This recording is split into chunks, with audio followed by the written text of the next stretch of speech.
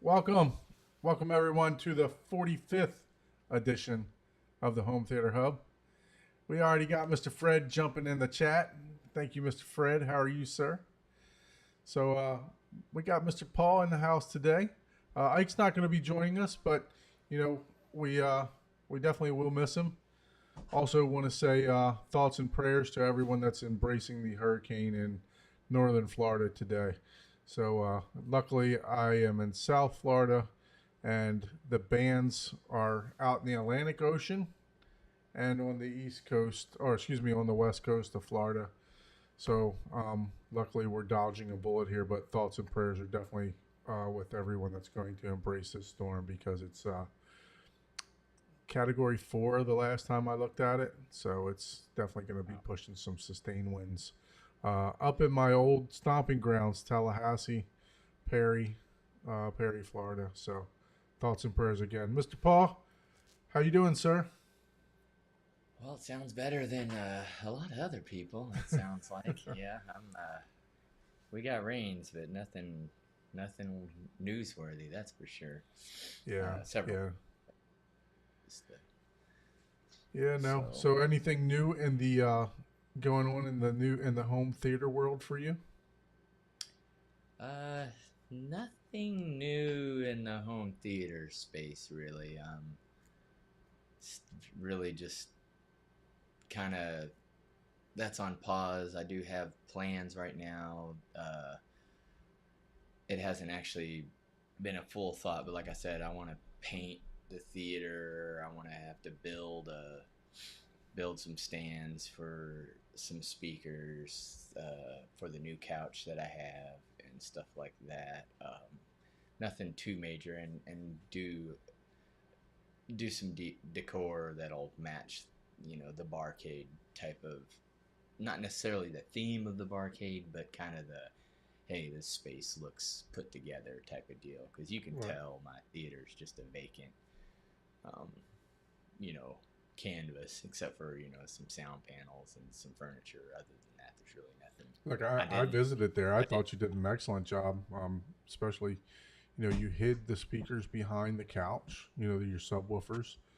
You hid the all the gear in the front by building like a special, panel there. Not that you have to hide the gear, but you definitely took it out of the sight line, so you're 100% attracted to your screen, right? One Yeah. 16 Yeah. by 9, one Yeah. 150, right?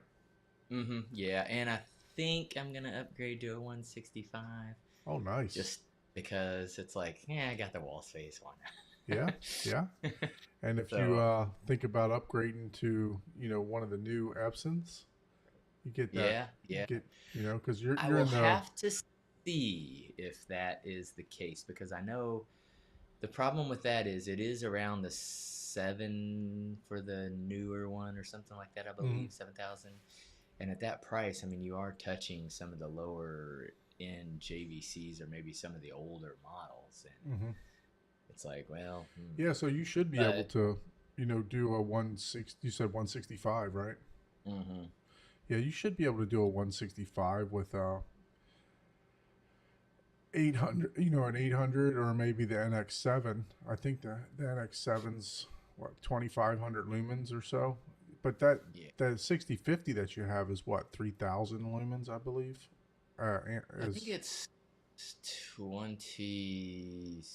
I don't know, 20. I thought it was only 2,800. I don't remember. It's bright enough. I mean, it's Yeah. you can't have direct sunlight, but I mean, you can watch TV and movies during the day, which we do a lot in that space. That's why it's like I've never went with the JVC. They're way more accurate out of the box. They're dimmer. I could make the Epson more accurate, but once you do, your lumen output is really kind of equivalent to the JVC, so it's kind of hard to watch. So I have different modes set on it. I have like bright, and then I have normal for when I'm watching a movie at night. Yeah. Other than that, like I said, I just wanted to do the decor, make it a little, just bring it together, not have any necessary blank spaces on the walls, and except for maybe the front. I'm gonna paint where the screen is a black, and then do a more of an accent color on the walls. But on the other walls, I'm not gonna do a full black room or anything. Chuck says I got I an know. NZ8 for sale. I Not know, quite man. yet, Chuck. I don't think he would be willing to give me a good enough deal for that thing. Not quite yet. I can't sell it off yet. I got some other stuff I got to take care of, like carpet, a riser, all kind of other stuff first, right? So, Well, you um, need the money to buy all that stuff. well, then I went and purchased something else, right? So Yeah, I'd have to, that's you true. know. But yeah, That's now it says here the 6050 is 2600 lumens. So 26. Okay, yeah. yeah, Thought it was 25 or 2700, but yeah. But that uh, that's in a perfect world, right? You know what I mean? So yeah, that's like, whatever. Like it's capable of that with all the colors, but it's not as accurate on the colors whenever it's that bright. So the colors are capable of doing that, but it's not at a delta that is um, like if you do the max, like I've measured it and it's pretty far out. We're talking like a delta of like 14 or something like that, which is, for color is really far out there. And by the time you get it down to like 4 or 5 delta E on the color, you've lost like you're way down right. on brightness, way down. Yeah, even the LS 12,000, which is a step up, which I wouldn't say step up. It just adds a laser, right? So Mm. that's still only 2700 lumens. It's same thing. So it's Okay, 100 more that's why. lumens. So you're not even Okay, gonna see the difference. You no, know? but 3,300 lumens, Yeah, yeah, that'll probably be a step up from definitely, 2,500. definitely, That's a definitely. whole projector. You know, Oh, a yeah, lot of projectors don't even that's put like out double the stacking it. difference. You could Yeah, just get yeah, another 6050 and double stack it. yeah. I thought about that if it was doable, or I could do yeah. That would be pretty interesting. I mean, I know you can do it, but it'd be really hard to align it. Yeah, And I don't absolutely. know. I've never done that in practice for myself, so I don't know if it would just kill your black levels. I don't know. I don't know what it would do. But Yeah, did you that's ever have you watched anything recently? um no, not recently. I did watch. We haven't mentioned it for a while, but I watched The Menu. Mm. Was probably the last movie that I watched. It was pretty freaky. It was about people going to like an island to do like a kind of like the guy was like, what do they call those chefs? Michelin. He was like a Michelin chef or whatever, and you go to the island to for like $1,200 to record to eat like a 8 course meal, and it's got some twists and turns in it. I'm not gonna talk. Let's just put Yeah, it this way. sounds like one It's of a those horror movie. movies where the course meal is people or something crazy like that. You're on the track there. So, I but mean, yeah, just the synopsis alone, I'm like, yep, I already know this yeah. storyline. So I think that was the last movie that I watched. I am interested in going to. I think I'm gonna. My son, he's been kind of interested in Transformers. He does swimming lessons, and he picked out a few Transformer tattoos and stickers and stuff from his swimming coach, and so I'm thinking about taking him to see Transformers One. I'm hearing very good things about that. I have not even. Is that supposed to be like a restart of it or Yeah, what? I think it's just a brand new animated. It's an animated version of, and a Oh, lot of okay. people saying it's the best Transformers out of the Transformers franchise. So Rich wants to know: are you going ATS? No, I do not have the room to do if I did in walls, I could, but then I would be totally changing my speakers out. I don't want to do that. I like the speakers I have now, um, and I don't want to spend any more money. And I only have like maybe 8 inches at most. So I would have to build like I could do. It just would look ugly, It wouldn't look. It just wouldn't look kosher for sure, and kosher is probably the wrong word, but it wouldn't be balanced because it would Right. cover a window casing, and that would give a non-asymmetric look in the room, and it would just look like it would just look horrible.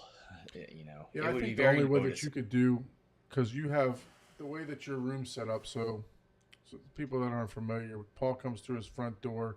His barcade is to the right. There's like a kind of like a hallway between the two, but it's an open hallway.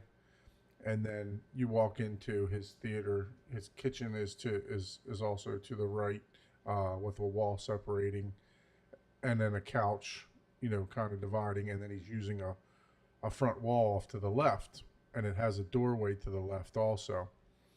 And I think the only way that you could get away with doing AT is to actually use that hollow wall, you know, on the backside. So you would cut your speaker holes out of that wall and put the speakers in there, and then kind of take from the hallway Yeah, going to your yeah, I could. bedroom. That would Yeah, be the yeah, only to make it aesthetically yeah, yeah. looking good I mean, from I this could put him side. behind the. Let's see, Rich. If I put him behind the screen without putting them in the wall, the speakers. By the time you had the speakers without them even being angled, they protrude out further than the um, the casement of the window. The only reason you don't see it or you haven't noticed it is because I have the curtains covering Right. there's only like 6 inches from the back wall to the case of the first window in the corner, and that's just there's no speakers that are that shallow. Like you said, I could cut out my guest room, but I'm not doing that. Yeah. If Yeah. I'm gonna go through all that, I would just build a Do in new walls. dedicated. I would I would just do a dedicated room down in the basement. I've Yeah, got that's plenty true. Yeah, you have there, tons of room in the basement. but I know for a fact it's one of those things. I don't want to have a theater room that never gets used. So I'm the not. the speakers you're using now, they're the monolith, right? Your main speakers. That's the ones that I have now. Yeah, and I've got some Yeah. So I future. mean, if you really wanted to do AT, you could probably do three in walls, three of the monolith in walls. Yeah. You know, Hmm. and they're. I know we've had a couple people on this channel. The last two guests, they both have Yeah. had those same exact. Oh. So they probably would timber match pretty good with the rest of them also. If you Yeah. if that's something you wanted to pursue. Yeah. Yeah. You I've know. got a set of speakers that I'll be replacing them with that are already that work for me with 10-inch mid drivers and a full compression horn. Nice. But I'll show those later. So have you seen the new Arendals yet? No, I have not even been keeping up. Whenever I don't mind when companies tease something for a couple weeks, but Yeah, man, they've been at it for a while. like, dude, I'm not even. I don't even care what you got to show because it's kind of like a movie where they show all the best parts, in the trailer, all the funniest part, and then you watch the movie and you're just like, oh my god, this is horrible. Like you literally watched the whole movie in the three trailers that they showed. Yeah. It's like that's what I feel like this Arendelle or Arendelle, They however. definitely have built up the suspense. I'm That's too much. It's too. This has gone too long. It's like, come on, guys. Shane Lee posted a picture of them. I guess he's got them in already. I see if I can show it on my screen here.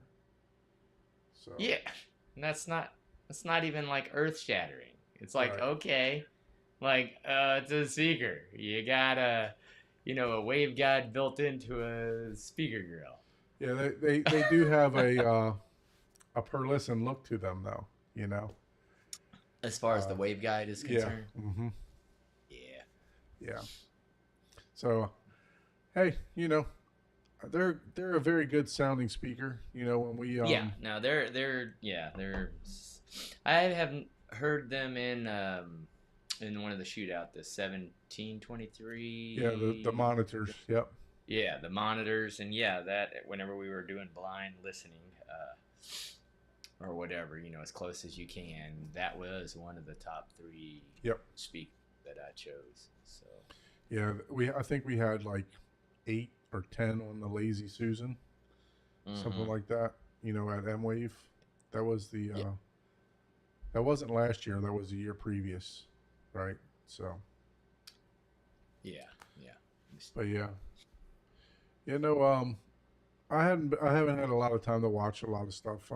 As I mentioned last week, we moved my office, so now we're unpacking everything, trying to get everything organized, and by the time I get home with the kid and doing everything else, I still got 3 pieces of drywall sitting on my last 3 pieces of drywall that I need to hang are sitting on the floor, and I keep trying to find time That's to a do it, good but place on. every time I try to find time, I look up at 7 o'clock, 7:30, and the kids got to get ready for bed and everything else like that. So with all of his activities after school and swimming and he does some speech classes and everything else. So it's difficult just to find time to break Yeah. Yeah. into there. So on your build, you're gonna paint the whole wall black, the whole front wall black, or are Just you the gonna velvet front it? wall. I'm gonna leave the trim white though.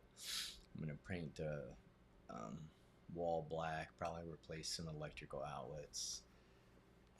Move my speakers a little bit, and then run new wires. And I'm gonna mount my rear surrounds. I'm gonna take them out of where they're at now and actually put them further away, actually in the kitchen all the way. So that way, I have the 12-foot roof, and I'm sitting here, so they'll be about 15 feet away here. But then my 9-foot roof, but a little bit further away, but they'll be right at about the same distance on the surrounds. So, or heights, I mean. So that way, my heights will be kind of equal distance and kind of, I'll be at a little bit different angles, but as far as the sound and stuff like that, I think it'll, instead of having the ones that are just literally right above you that, you know, don't, they don't even play into the room. They just literally Right. just shoot straight down Do because I'm sitting and the right. YPAL would be able to map for that? You think for them to be, you know, because it sounds like you're gonna have to go on top of your cabinets, right? Because if you're going into the kitchen, you kind of got like Yeah. a separating Yeah, it'll island, be on right? top of it'll be on top of the cabinets in the back. Yeah. Okay. Oh yeah, their wipeout does like some 30 meters or something like that as far as distance is concerned. So Fred says, how long is this gonna? It'll probably be once I start. It'll probably be a couple months because it would take probably 3 or 4 days to do the painting. Um, I think I'm gonna rebuild the center console that I have, and since I'm building three pieces, technically 4 pieces of furniture, that's what's gonna take the longest. That will take several weeks just in itself. Yeah. And then I'm going to have to run. I'll be running new wire in the wall, so I'm gonna have to go. Did you get that Audio Quest wire? I have a higher end audio cable than that. I don't Oh, go with nice. that cheap Audio Quest stuff. Is it called Monolith? No, no, it's probably General Electric. Is it coat hangers? Yeah, yeah, yeah. Oh man. General Electric lamp cord. Yeah. No, I haven't ordered the speaker wire yet, but I will order some. I'm gonna need several hundred feet, so Yeah, because I'm especially gonna. if you're gonna run them all the way back to your kitchen there.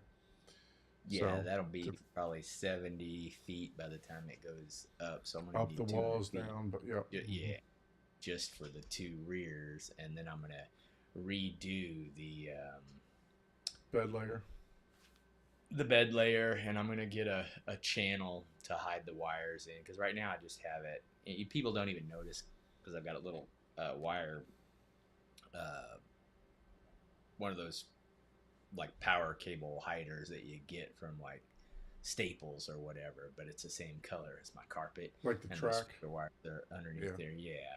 And it's just going right down like on the right side of the carpet. I never noticed it, so yeah. Yeah, did a that's what good I'm saying. job. You don't notice it. I mean, unless someone points it out, you would never notice. But I'm going to run it against the wall and get a big channel, like a fake molding, and run it all along the baseboard and do that just to.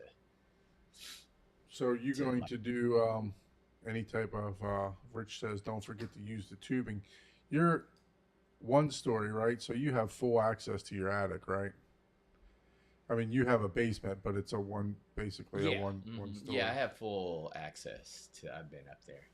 Yeah, so I mean, when you have that type of access, I don't know that running I don't squirt run. I don't tube have. I is only run tubing for the electrical.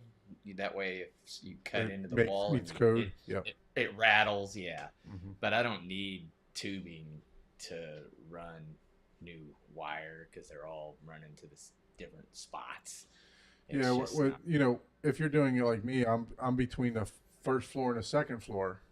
So, Mm, you know, once you in shut that the case, yeah, yeah, you would want it for that spot. Yeah, right. yeah, yeah. Yeah, once you shut the you know, put the ceiling up with the drywall, there's no getting back to it, right? Yeah, So, exactly. In that case, yeah, that makes absolute sense to run it. But yeah, mine literally, I, whenever I'm up in the attic, I can see down into the the wall wall and cavity. So see they the didn't put light. a top plate. Yeah, there is a top plate, but I mean, Okay. I have a hole. Yeah. You know, I drilled a hole to go down in there, and Yeah. it's Yeah, when you just have full access like that, you know, I in my house in Tallahassee, I mean, I could stand up and walk through the whole attic. Yeah, yeah, that's how tall it was. yeah, yeah. Oh yeah, So I yeah, I don't can think do. I would have ever wasted time to run Smurf tubing if Yeah. I have that kind of access. Yeah, And yeah, and that's exactly what I got. You have to climb up the 9 to 12 foot ceiling tray. You have to be flexible and climb up that. But yeah, mhm, even on top of that, you have stand up room. yeah, and then So you have the basement also, so you could always go down if you wanted to, right? yes, So and you I could, right? probably I might run some electrical wire in the barcades, so because some wires are like for my couch type of deal. Put like a little electric plate like in the floor, Yeah, just to that way the power can be underneath the right where chair the tabletop is and stuff. going Yeah, across. But I don't know. I don't know if I'm gonna be that because no one really notices it anyway. right. You know, like nobody cares. But it's one of those things. It's just one of those things you know about it, right? So it's got to be done the Yeah, way yeah, you want to exactly. do it. Nobody Yeah, cares. Nobody. Yeah. So it's like, you know. yeah. So today we're gonna talk about something that you know I don't think it's covered enough. You know, Paul has taken probably thousands of measurements on REW in his room and other people's rooms and everything else like that. So we're going to talk a little REW. So Paul, before we dive into like you know what does REW do? What why should we take measurements? Why should we take measurements in our room? Oh man. Well, there's two school of thoughts to that. One, you don't need to, you know, leave well enough alone, right? But for the niche crowd, which we are, you you do it for several reasons. Mostly just to get a factual baseline of what your system is doing relative to what you're told. Some people say, hey, these things are capable of, blah blah blah, and then you actually run a measurement on it, or and you're like, no, we're not even close to doing that. What? And whatever Yeah. that may be, SPL or distortion or whatever. One of the things that a lot of people loves frequency response, and that's the biggest thing. And then once you see it in a room, people really freak out, or it's one of those things where sometimes it's better off just not knowing, I guess, because you're like, oh, hey, this sounds great. And then whenever you look at a measurement, you're like, oh man, I've got this big -5 dB in this range. I can improve my audio, if I just, get rid of that, -5 Right. uh, dB Yeah, I range. was thinking the same. I was like, yeah, you can leave well enough alone, and you can let Odyssey or Dirac or what's the other ones? Whatever other correction, Room Perfect, and whatever the are the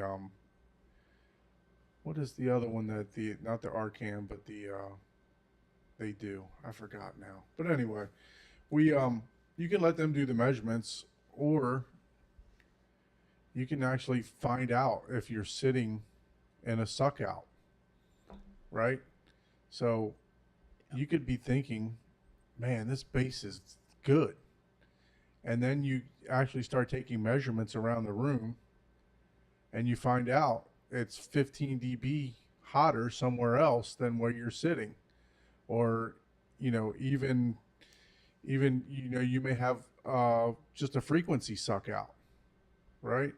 So, and I don't think you're going to know that unless you actually take some measurements, or you know you go do the subwoofer crawl, right? You crawl around, you're sitting seat to seat, and testing and listening and stuff like that. What are your thoughts on that, Paul?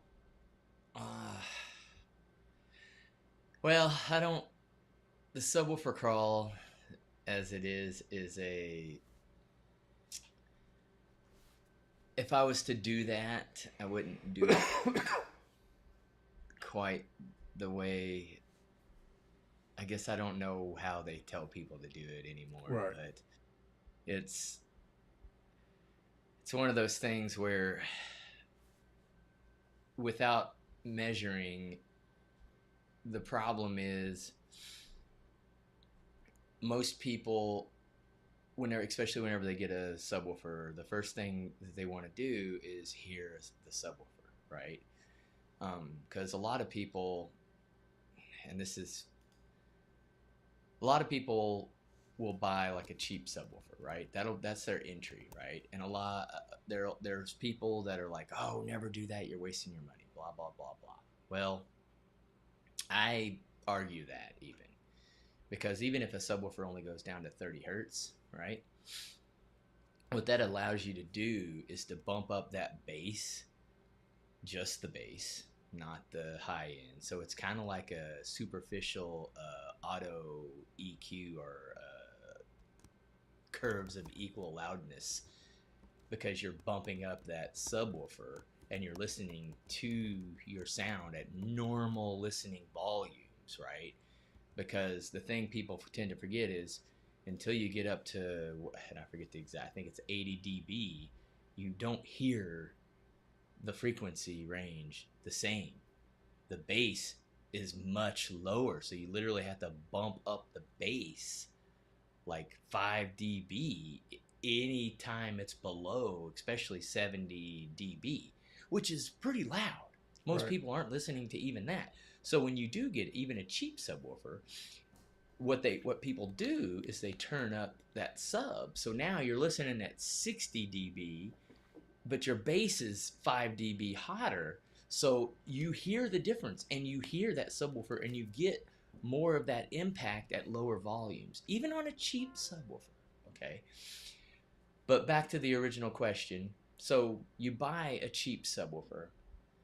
What, and people will argue this, oh, we hear, you experience certain interactions, but your hearing range, what people don't realize is the impact is actually 30 to like 80 hertz. That's your hard hitting, thumping bass, right? And whenever you're walking around doing the bass crawl, the minute you hear that 40 hertz or that 30 hertz, and you're like, well, really, it's probably around 50 hertz, to be honest. Once you hear that at a really loud volume, you're like, oh, that's the spot. Yeah. But that one spot might be 10 dB hot just in that one thing, because again, you're listening for, oh, I want to hear my sub, because you just bought a sub, right? Right. So, and that is why you do kind of want to do, you can get away with one sub, but you have to have it perfectly placed and only listening in one CD, position, right? Yeah. So most of the time you need at least two. If you do 4 subs, you probably don't even need to measure. If you had a rectangularish shaped room and you do 4 subs in the corners or mid walls of all, you are already so far beyond what normal people, even your upper echelon people, sure, you can, use it to get that 1/nth degree, but man, I'm telling you, once you get to that level, it's So, wouldn't the you're kidding measurements also yourself. help you with phase though, to see if once you got 4 subwoofers, right? Now you're looking at messing with phase and stuff like that. No, because that's just it.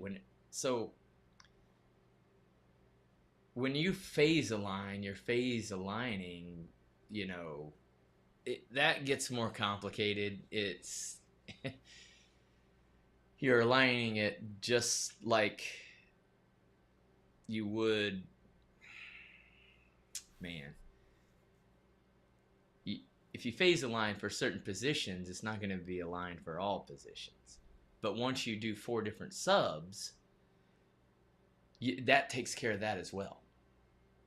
I mean, so every suck out or null is generally, most people, and I'm talking even your upper echelon people, do not mess with phase on your subs. They just don't. That you try to align your crossover frequencies, or you do your you're really trying to figure out what your room is controlling. That's really what you're doing for the most part. And like I said, if you do 4 subs, well, you're counteracting all that. So every time you have a phase misaligned over here, you put another sub over there. Well, that gets rid of that misalignment. That's why you're doing the multiple subs, right? That's getting rid of that suck out, if you would, because of the multi subs. You can either have standing waves, you can have wave cancellations, which is where the 2 of them, meet. But once you get multiple subs, the more sub you have, the less likely you are to really need to do that. I mean, honestly, if you weren't like some geek that liked using REW like me or something like that, and you're like, hey, what's the quickest, easiest way? I would be like, if you got the money, just buy 4 subs, boom, don't even worry about it. You are, yeah, sure, you might be able to tweak it a little bit, but I'm telling you, you're already 90% to perfect, or as perfect as your room will allow. You know what I'm saying? It's not, you're not going to be able to do much more once you get past those 4 subs. Now, I'm sure volume and, SPL and Right. all that stuff, you can get as many subs as you want, So I'm going to address this question here. Rob Johnson says, my main room is a living room, kind of like what you have. Yeah. Should I swap two 10-inch subs for two 15-inch start? So I mean, we as Paul was just getting into this, it depends on what kind of SPL you're looking for. Depends on if you know are trying to pressurize the room. I've not heard the Stark sealed subs. However, I have a friend, um, John Anthony. He actually is loving the Stark sealed subs. So Now, I and will he tell you has this. he has 8 subs in his room too. So and he's loving So those. here's the thing, like when you get bigger subs, oh, well, if you want to pressurize, except it's in an open space, ugh, yeah, truly pressurize. So Hmm. when you pressurize a room, you have the same sound everywhere. Like that's essentially you're doesn't matter where you go, you're hearing the same noise. That's really hard, really expensive to do in a large room. Like I would need JTR level speakers, like 4 or 5 of them, to pressurize my 8,600 cubic feet airspace. Now, that my room's not that big, but it's open. I have my living room, 12-foot ceiling, my kitchen, dining room, hallway, entryway, and barcade, all in the same open space. Hmm. All open. Uh, think of it like water. that's and in order to pressurize that, it's as if the water is pushing out on the walls. If Well, the one thing water that can you go did was you anywhere, added the near field right behind the yeah, I couch, added the near which fields. That gives you that helped. tactile feel. Yeah, yeah, yeah. That Yeah. I So I did that. mean, you're it may not be pressurizing the room, but you're getting the same, almost the same feeling as if the room was pressurized because you got the near field subs right there. I mean, I definitely If you're didn't in an feel. open concept, if you're in a living room, open concept, depending on the size, 215s, you're going to be hard pressed to Yeah, pressurize a I agree. large. Yeah, You need or it two close. 18s. You know. Yeah, So, well, but the shoot, even Stark Sound are the right price. You know, a lot of times they run a buy one get one special. You yeah, know, yeah, and they're from what I understand, my friend loves them. So he says yep. they're a good sound. So When you go from tens to larger speakers, you're getting that lower frequency response, and a lot of people are like, "Oh man, they don't sound as good," because those tens roll off so quick, and all you're hearing is that punchiness, right? So whenever you go bigger, you're getting into those lower, uh, like droning sound. You're like once you start getting into 30 and below, it's like that's more of that drony sound versus 50, 60 hertz, which your 10-inch sub does just perfectly fine. And is what happens is you're producing that sound wave, and without you know really good, that's where you would want to measure, because now you're producing more sound in your rooms, interacting with that um, sound even more. So it's almost it like it's overtaking, right? You could have like, oh, I have like a 10 dB bump at 30 hertz. If you don't know, all you hear is like, man, these don't sound as punchy, right? It's just, man, you just have a lot more sound going on. So it gets kind of weird, because even I had 410s in my room, and man, those things hit hard. I mean, it was like, man, this is awesome. They were just 410s. Well, now I have the 215s, which yeah, still not as punchy as the 410s. But I have the three 12-inch near fields, and yeah, I can get punch out of that. Now it's not pressurized at all, like not even close. I would have to get like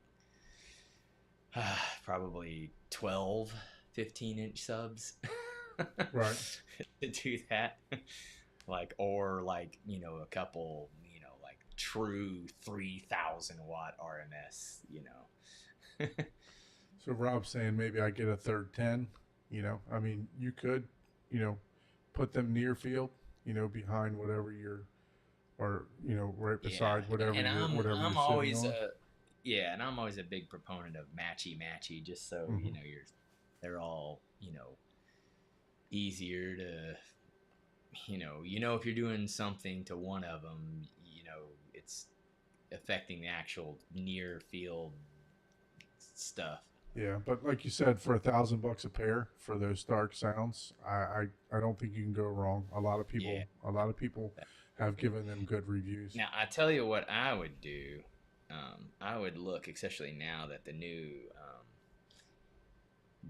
SB series is coming out. There's people are selling their subs and trying to go bigger. You can get like, I think someone's selling a couple SBs here for like $3,000 for a pair of them, Yeah, just because they're trying yeah, to that's dump true. the SB 16s. Yeah, That, so be on it the just lookout for depends that. on if he's going to get the wife acceptance factor or partner Yeah, acceptance that's factor true. or whatever for That's the those. other thing that's nice about the tins. They take up Yeah. a lot less space. So I mean, that's so a uh, big. from YouTube royalty, Mr. Giles says, for me, 15s over 10s every day of the week. Yeah, So yeah, I hear you. I hear you. I get that. I mean, I get that. You want that low earth shaking, and that is nice. I mean, it's one of those things where once you go with the 15s, you're gonna want two more. I can tell you that. Let's just put it that way. If you go with the 15s, you're probably gonna want two more. yeah, yeah, So be ready to save up. yeah. Save that other 1,000. So That's let's talk about measurements. What equipment do I need to take measurements? Um, you know, from what I know, we need an Omni mic or a U mic, something like that, right? yeah. Some Hmm. sort of calibrated mic. We need REW, which it's a freeware. It's a free software. So I mean, I don't know how Yeah. this guy hasn't charged for this particular program because it's an excellent program. Hmm. What else do you need? You need a laptop, right? Yeah, you Or need a laptop, Mac or Windows. Um, some things that people forget: you need a decently long, capable USB, and HDMI, because you're gonna have a laptop that you're typing on that's gonna have a mic that you're gonna want to move around to measure, and you're gonna need a mic stand. Don't forget a stand. That's a lot. A lot of little things add up. Everyone's just, they always, just like people say, oh, REW is easy. Well, yeah, it is for people that know software, but it's not that. If you don't know what frequency means, REW is so far beyond, you know, right, the standard that you, it's kind of like a woodworker or a car mechanic. Oh, changing a tire is easy, right? It's like, there's a lot of people don't know how to change a tire. Like they don't even know where their jack is in the car, exactly. let alone, oh, If how do it I comes change? with one, my Yeah, Mercedes yeah. didn't even come with one. It was run flats. Oh, there you go. That's nice. Yeah, for those in It is better until you have off to than pay four me. hundred dollars for that tire. Yeah, that's true. That's true. But other than that, you need HDMI or some sort of, if you're doing analog, you can use analog with REW as well, for different stuff, right? It doesn't just do HDMI, but if you're wanting to do LFE or anything like that, like through an actual AVR, you need HDMI so it can pick out the channels, because it'll be able to do the 7.1 bed layer. REW doesn't do heights as far as I know yet, yeah, because it's a Atmos licensing thing. I'm probably so it's Right. like, so you have to get creative with that. And I think with Odyssey, if you want to look at measurements, I think you got to upgrade, to the paid. I think it's like $200 Yeah, you got to for get the app, and I think it just gives you a guesstimation type of thing, right? I don't right. know that it's actually giving you an actual. I don't know. I don't know. No, I you have can not. you can curtain it. You can do You can you. curtain it and you can tell it what to do, Hmm. right? But it doesn't actually give you a real measurement. Like, I don't think it does that. It just says, "Oh yeah, we made it match." It might not have matched at all. I know there's some. Yeah, Rob says it's 199 and it gives actual. Oh, does it? Oh, Yeah, okay. I know That's you good. have Yamaha, so I don't know how familiar you are with Odyssey and I'm not familiar with multi my EQ. But yeah, so I mean, you can take measurements that way also. But what we're going to yeah. talk about today is The REW. old didn't. Okay, so the new one does. Okay, that's what I was wondering. Because I was like, okay, that makes sense. So So yeah, we're going to talk about REW a little bit today. So the extra long USB. You also need an extra long XLR cable, right? If you're HDMI. H, Oh well, if you're doing an XLR mic, that um, yeah, you wouldn't need uh, an extra long USB cable because normally right. is what you would have is an XLR audio interface that would be a Hmm. short USB and then an XLR long cable to Yeah, the wherever. Lumigen has you plug the mic into an XLR, not the Lumigen. I'm sorry, the Lindorf.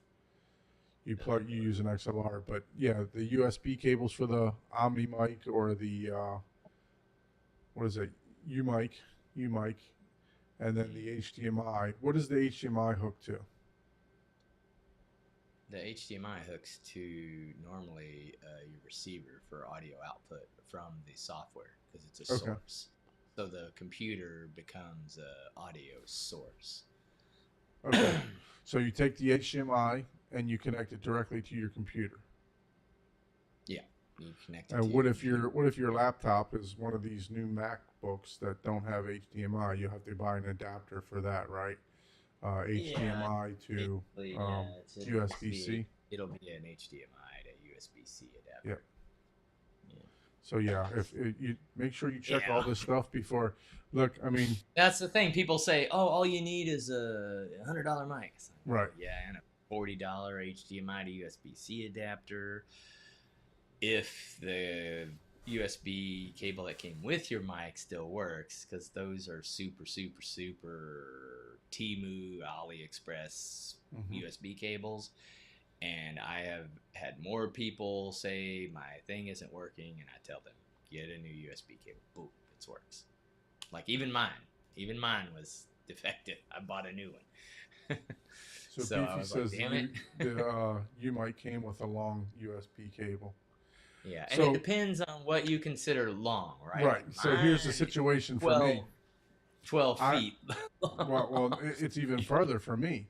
I have Yeah, my room, then I have a dining room, and then I have steps that where my rack is, right?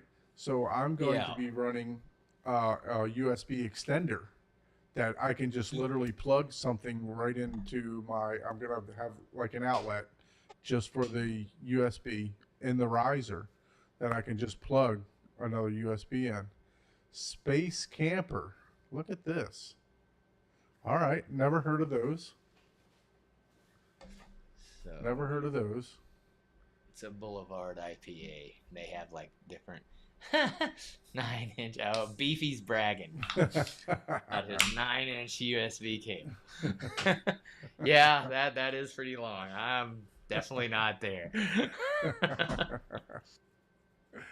Oh man. uh, Yeah, so it's not so, just but like you said, you just can like a kind of microphone. depending on how so the setup that I do for ease of use is I have an HDMI cable and it's long enough to go to the AVR. And then I take my laptop and I set it like halfway in between where I will be moving my mic. I set that off to the side, and then I have a USB extension with the with a shorter, like 6 foot USB cable that goes to the mic. And then is what I have, and this isn't required. I have a Bluetooth dongle keyboard. That way, I don't have to keep going over to my keyboard. I turn on my system, turn on the screen, and then REW pops up on my gigantic 150-inch screen. And that way I can control stuff from my remote laptop. So I'm sitting there carrying, this around. And the one I have is not this one, but it even has a mouse built in. So I'm doing everything So like a from touchpad. that.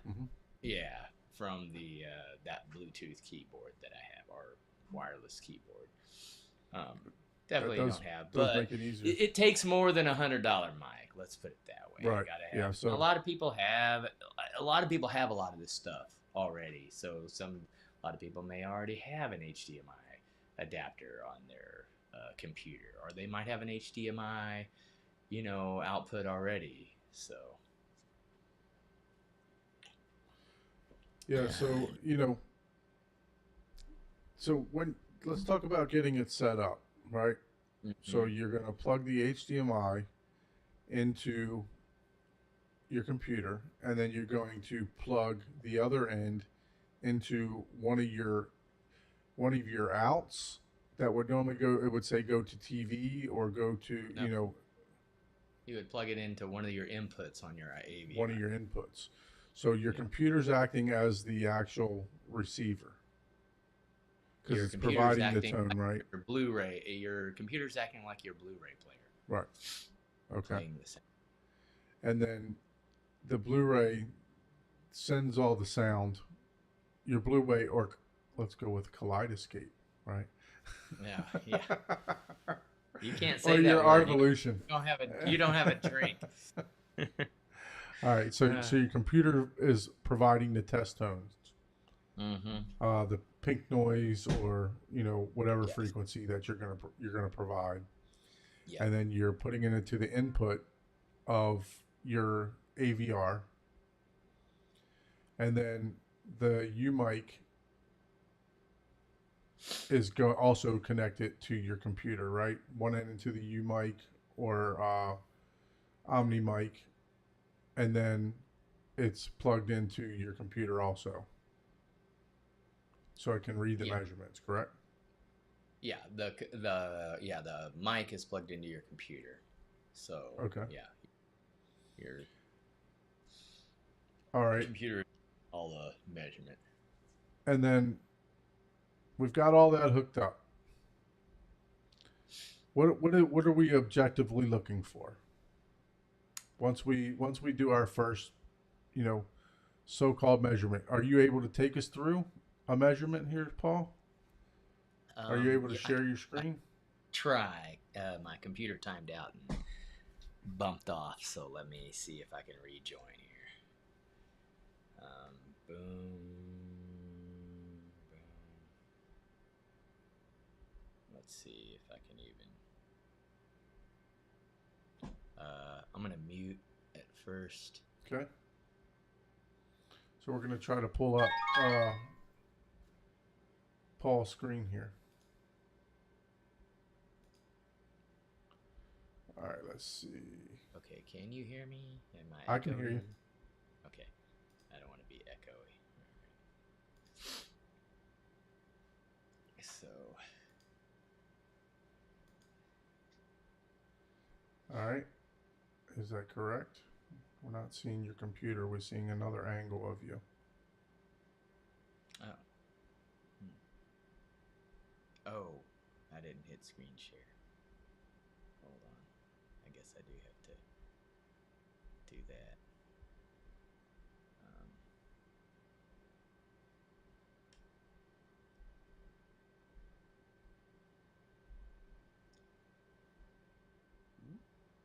Okay, there we go. What are the pros and cons of replacing my two MKs and two Martin Logan subwoofers with 5 mono price subs on under each section?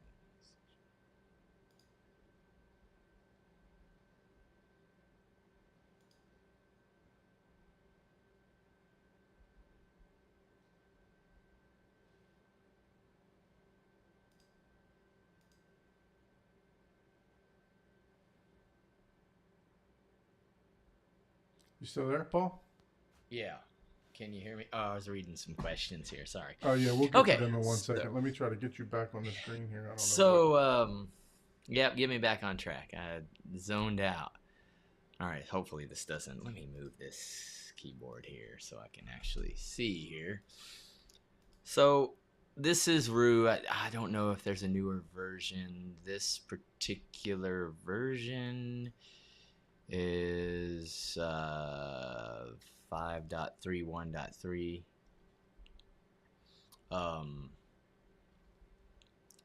Setting it up is a little different.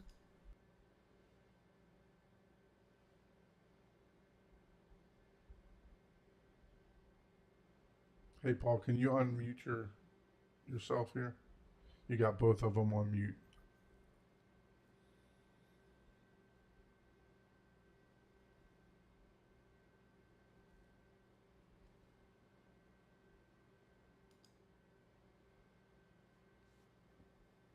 Let's see.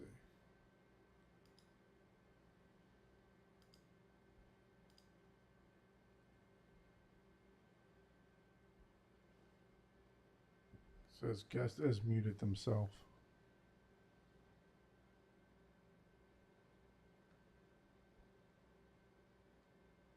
You have me muted. I can hear you now. You have me muted.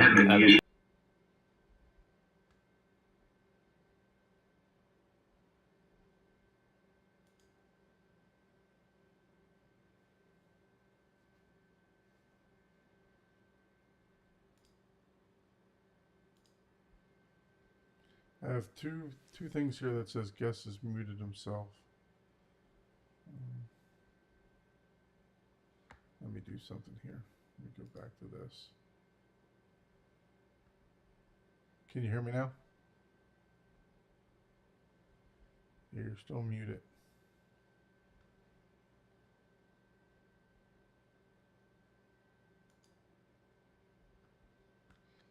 Oh, goodness.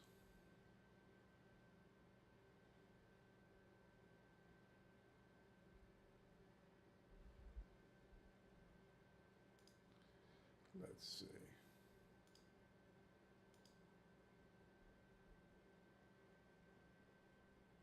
So can you unmute this one now, Paul?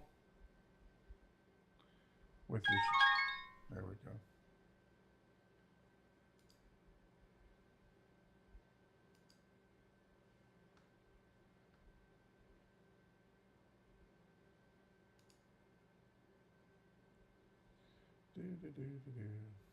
Lovely technology.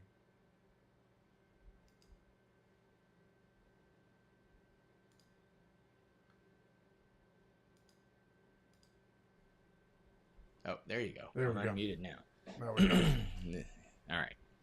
You can hear me right now. Yes. Okay. Yeah.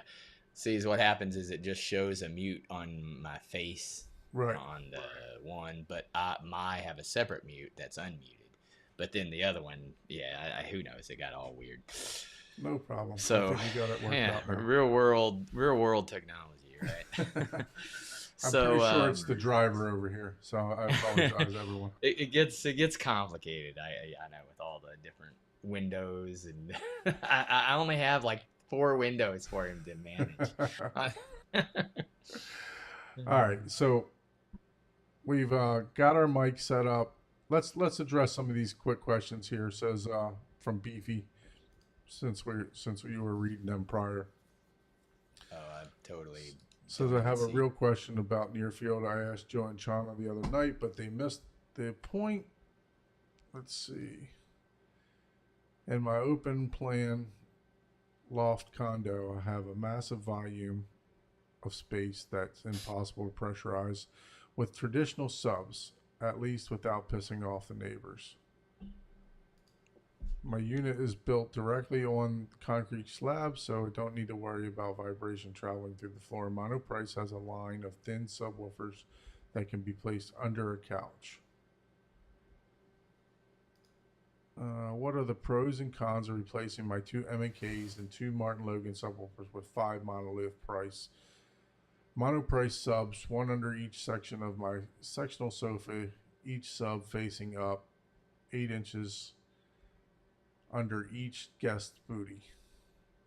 This would potentially negate any issues with room correction. Each seat gets its own base driver about 24 inches from the listening position. It seems like it'd be like bass shakers, but with a wider frequency range. What's wrong with what's right doing this? What's wrong with doing this? What's right with doing this?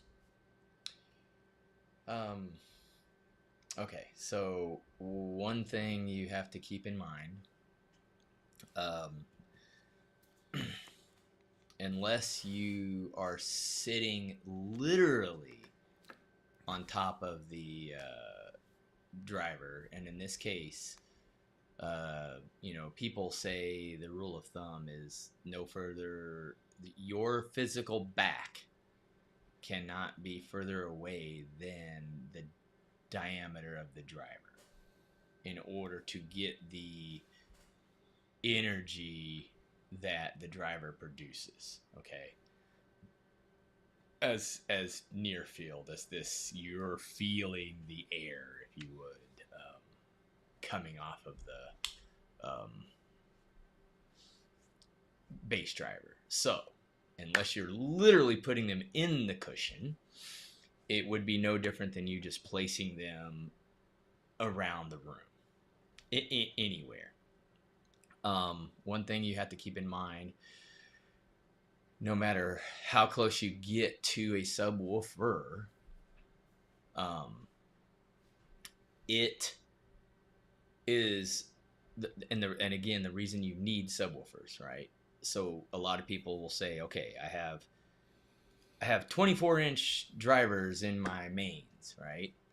Well, if those mains happen to be able to be perfectly placed, yeah, you wouldn't need subwoofers, right? Most of the time, though, with aesthetics and or the room, especially if you're in any kind of open concept, placing your stereo imaging almost always leads to horrible bass. And the same thing, like if you put a bass driver like a foot away from you, right? You may hear that one at what level of volume it's capable of, but one that's 4 feet away is not going to be at the same volume. And the smaller the driver, the more difficult it is for those drivers to create even sound throughout your room and your space. So in your situation, if you have a really large room and you already have really good drivers and nice subs, I would almost just go with bass shakers, because it is a psychoacoustic thing where when you feel that vibration, the sound you do hear sounds louder to you. Right. It is a psychoacoustic thing, but that it is what it is, man. Whenever I've listened to ones where they had them up, the bass shaking up a little too loud, and it was like, man, halfway through it was like, oh man, you guys mind if I turn this off? And we were all like, no, we're good. Yeah, so I went to Jonathan's theater during the M Wave. They had the VIP theater tours, and he had near field 8s literally attached to the back of the seat. Yeah. Then he also had bass shakers. And then he had like 8 18s throughout the room. And I understand you're trying not to piss off the neighbors, so I'm with Paul here.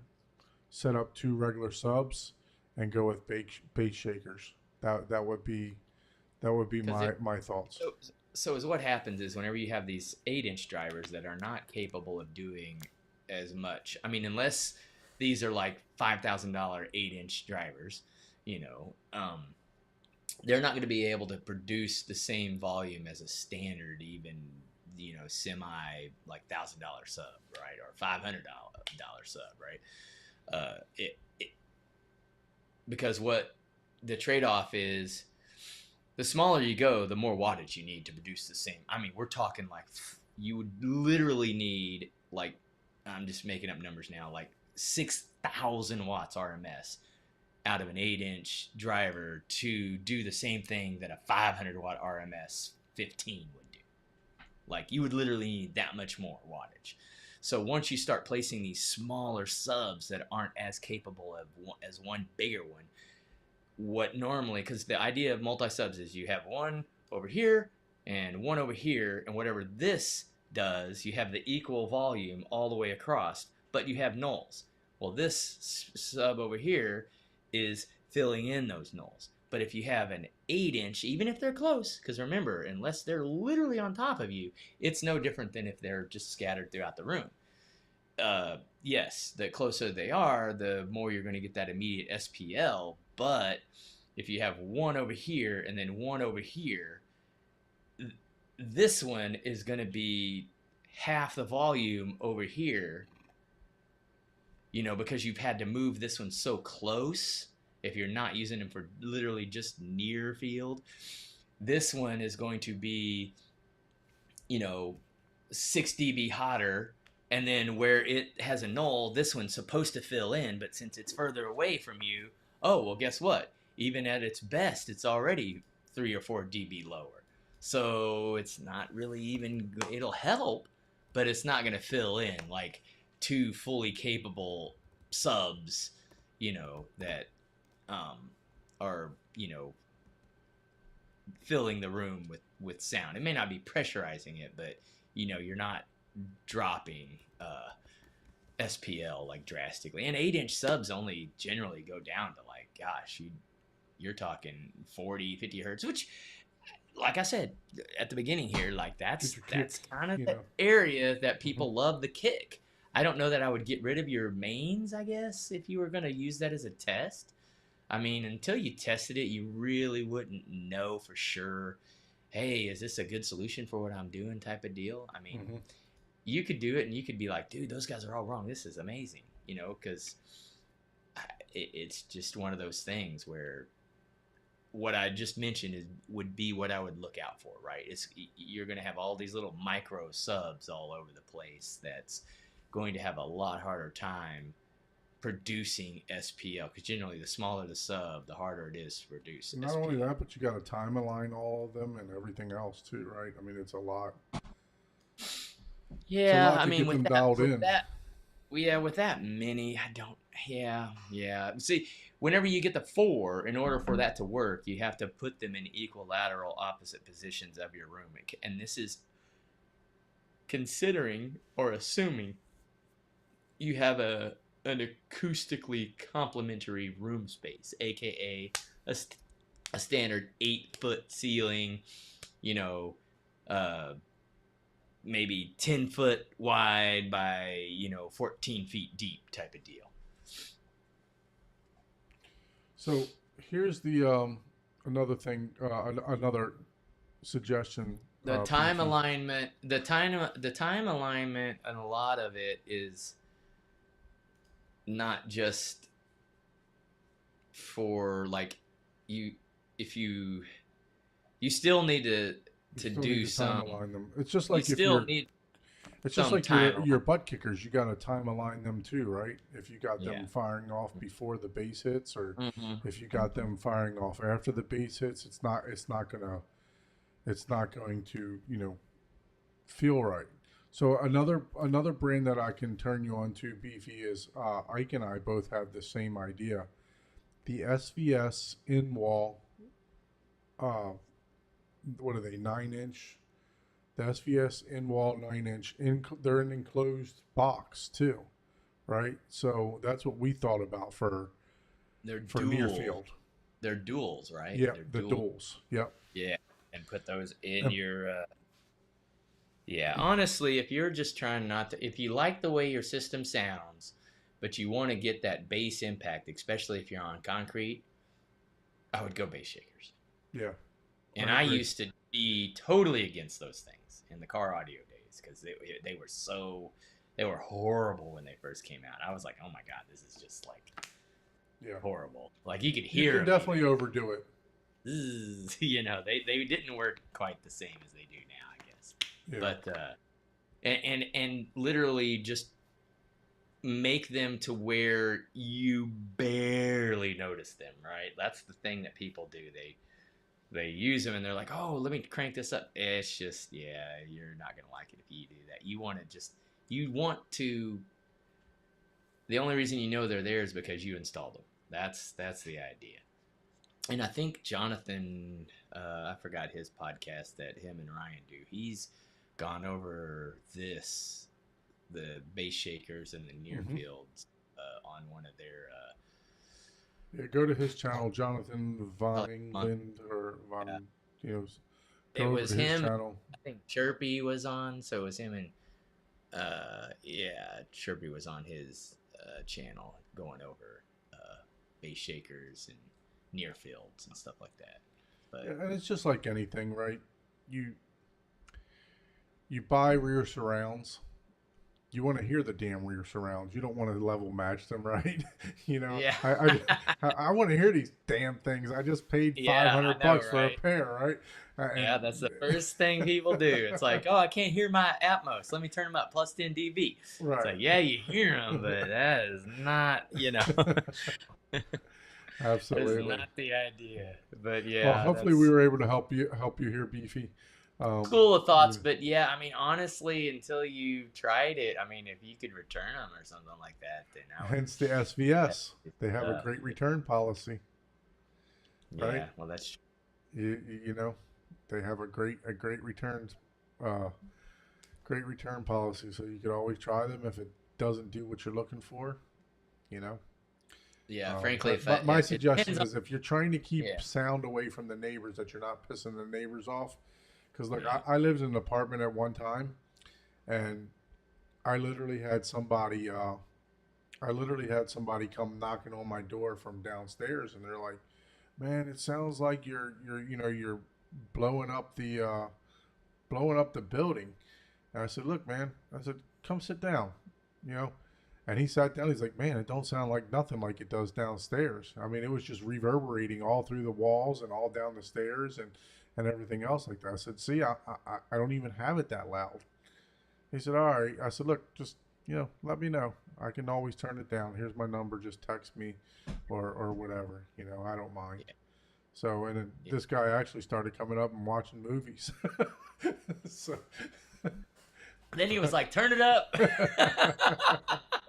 Yeah, that's how it works, right? Yeah. So, all right. So we got Yeah. all our equipment hooked up, Paul. We're ready to take our first measurement. Take us Okay, through so the what we're first- looking for and what we're going to do. This is REW, and it's a free first thing- software.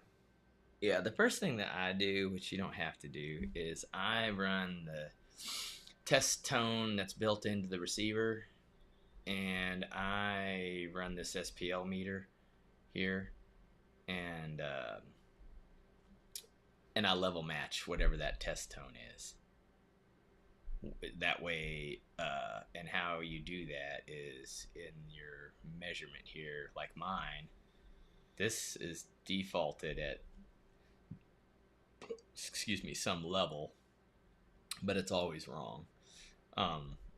So I do that. That way, my audio that's received. A lot of people don't do that. You don't So necessarily. you're talking about if I have a Denon or a Marantz, Mm-hmm. you're talking about the wop wop wop wop that Well, comes out of it. there should be some pink noise. Or pink noise. There should be a level matching pink noise. Okay. That you run that, and as while you're running, like you do that on one channel, and you pull up this meter and you see whatever that volume is, right? Okay. So if it's because this is what'll happen. Everything has its own output and input level. So this is a way that I verify that, okay, I have my mic. You can either change it in here, or you can change your input mic. If it has input level of your mic, you can lower that, the sensitivity of that. or the gain, if you would, to match whatever the receiver is. That way, I just do that because, hey, if I'm at negative 20 and it's playing at, 60 dB, I want my U mic to read 60 dB. So my first question is, and I'm by far, I've only read stuff. I've not used REW myself. I've read a lot of times that you have to import a calibration file. Is that correct? Do we need to do that before we do this? Yeah, you definitely need to do that. And it's what that is you basically, when you open REW, the first thing it's going to do when you plug the mic, when you have the mic in, and it's the first time, it'll say, oh, you have U mic 1. Would you like to use, do you have a calibration file? And you say yes. And that calibration file is like right here. And you have, you get it off of their website, and you have to type in their serial number. It's batched. Calibration files, so like they test, and people don't realize that it's pretty damn accurate, even a batched, people are like, oh, it's not perfect. It's like, dude, your human ear cannot hear Right. the difference. Now because I used to have to measure very specific load coils and capacitors with an oscilloscope supplying a very specific voltage to a component. We're talking one of the individual components, to see if it was within tolerance, and it had to be like within 0.01 or something like that. This was for a missile guidance system, so it had to be, pretty damn accurate. So, and I literally had to measure each one and document each and every one of the. I hated that job. I mean, it was very advanced, but I hate repetitive stuff. I can't stand. Anyways, so this is the calibration file, and you have a 90-degree one and a regular one, and the difference is the way the mic is shaped and stuff. With the barrel, the 90-degree one's here, and the direct on one, if you're pointing it at a speaker, you would use the standard one. Or if you're doing any RTA, like if you have your mic, let's just pretend this is the mic, and you're pointing it at a speaker, and you're doing an RTA, and you're, just measuring on average, you would use the straight on one. Just because of the way the barrel of the mic is, it has a different curve of calibration on it. So for the most part, you're going to set your mic stand up in your seating position, and you're going to do it vertically, which would be the 90 degrees, correct?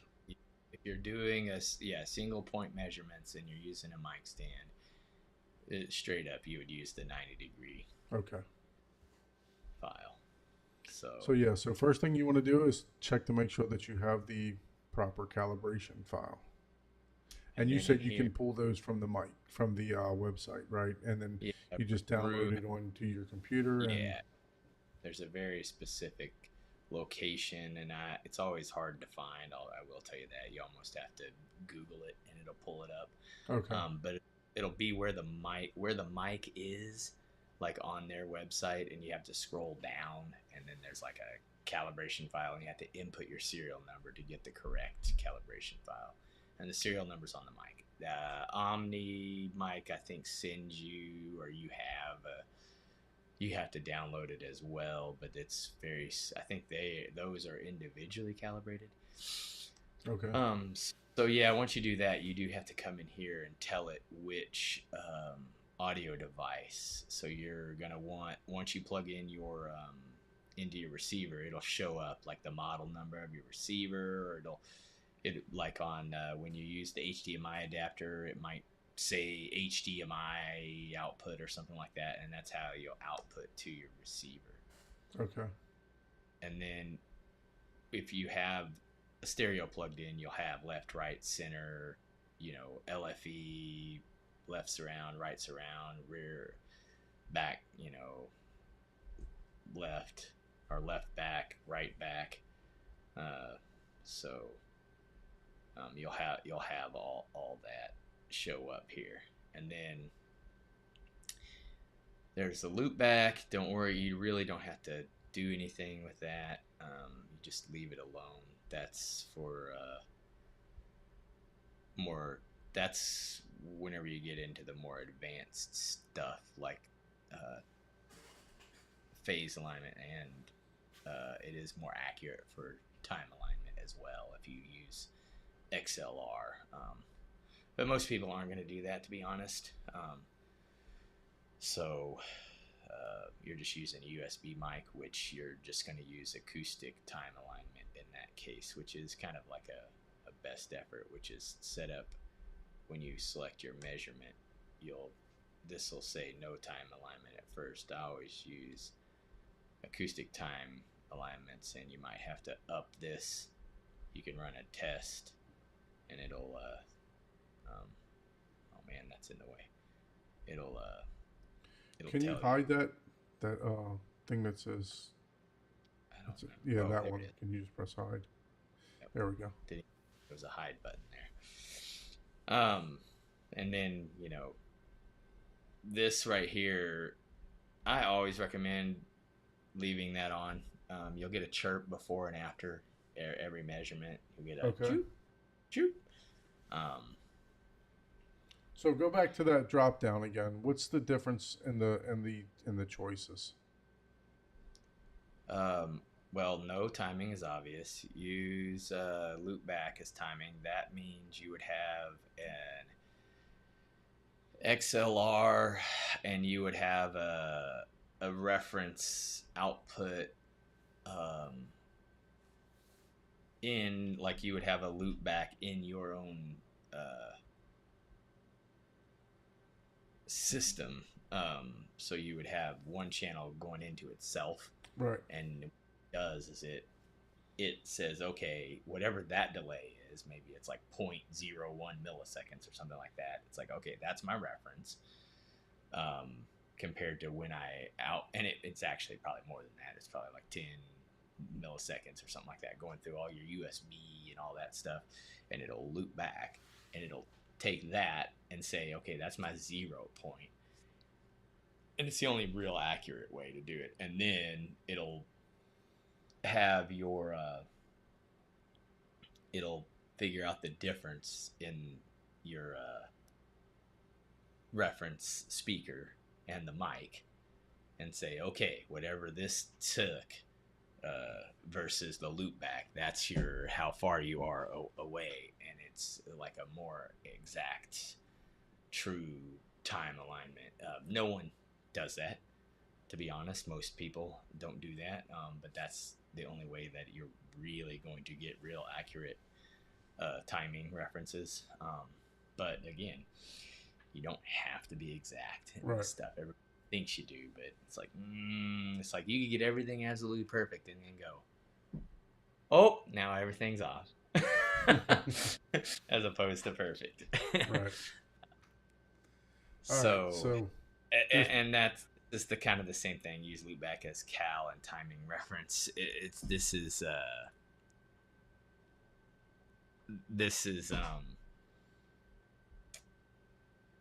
you wouldn't really do this whenever you're doing external USB mic, especially, or even XLR, because it's taking your system, playing a sound, and then whenever it loops back to itself, it's taking the difference, knowing, hey, I just made this perfect. I just gave you a perfectly flat line, and I just read on the loop back, you have some dips and valleys here, and it'll create a calibration type of file. So it'll negate any audio discrepancies in your equipment here. Okay. But again, this isn't an exact science. It's audio. Right. Your room is going to negate all that stuff anyways, so we really don't worry about that. I mean, this is use acoustic timing. That's going to be like your decay time and stuff like that, correct? Yeah, And that's what all these are for, is Hmm. for doing any timing reference stuff. They're all the same, but the others are more accurate.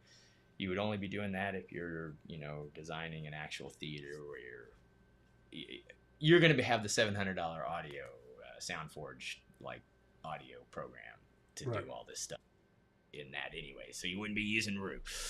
So Okay.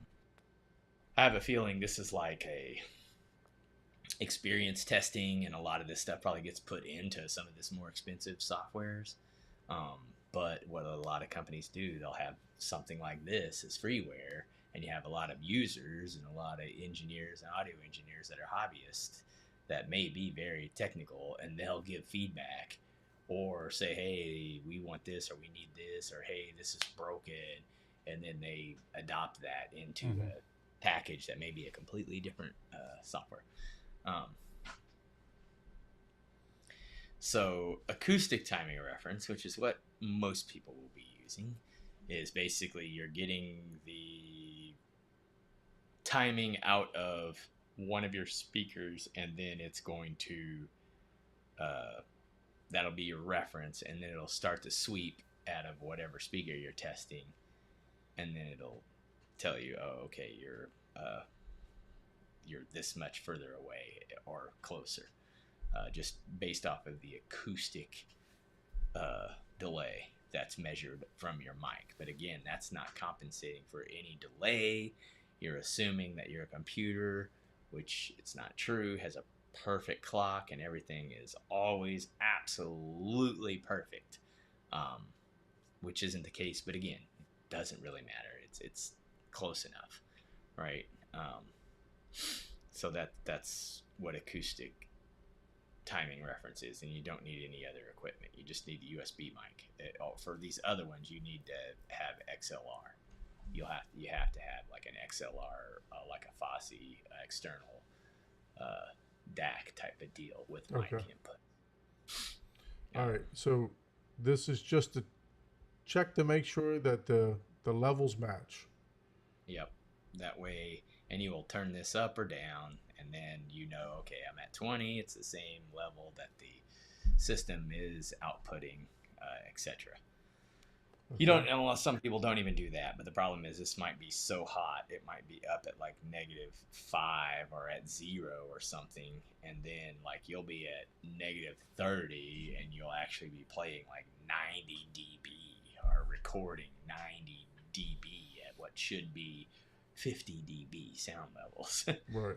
Uh, So but it's all relative, right? It's you all go to your relative. receiver, you play the pink noise, and then you're looking right here at this level.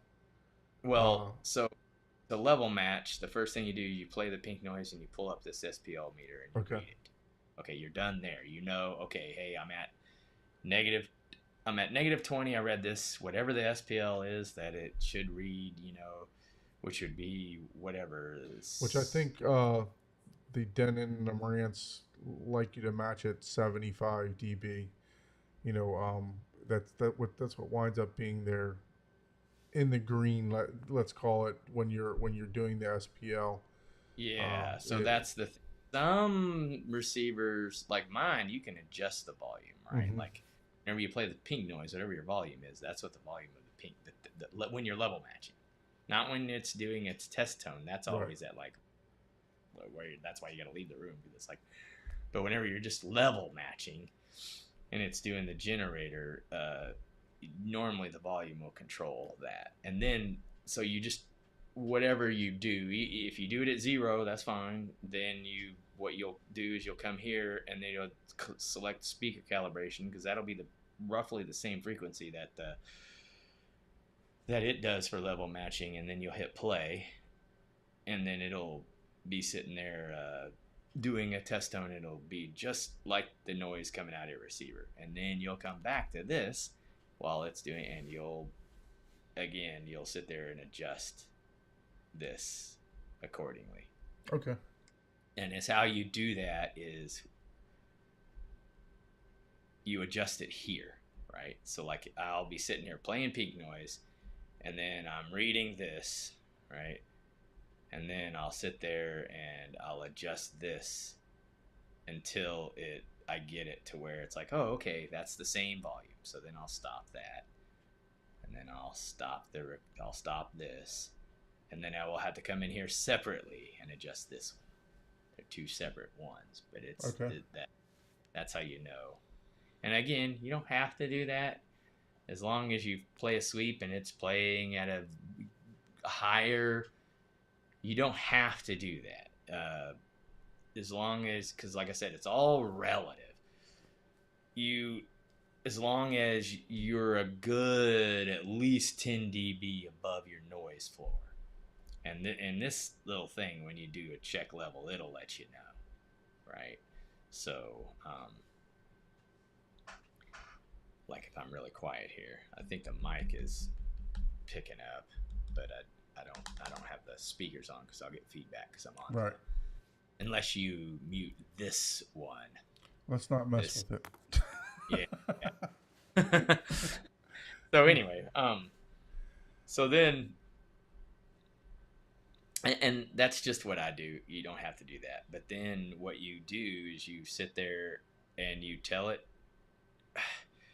Normally, you just want to do 20 to 20,000 hertz or 24,000, right? Or 20, 10 to 20 or 0 to 20,000 hertz. If you're doing any kind of time alignment, it's better to just do the full frequency sweep, even if you're just doing like a sub. It's just something to do with the calculations and how they calculate how the math works inside the application.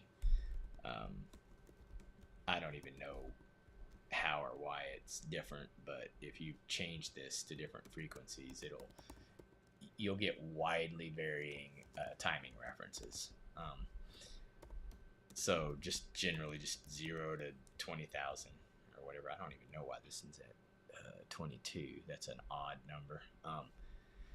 So then you just, you check your levels, you make sure you'll hear it, it'll make a sound, and then it'll say okay, or you'll get some warning down here, which usually means you're either too low, which doesn't necessarily mean you're too low here. It might be, hey, you need to turn the volume up on your stereo. Like if you're trying to do this at like -40, it's going to say, hey, the background noise is equal to the pink noise. I can't differentiate that.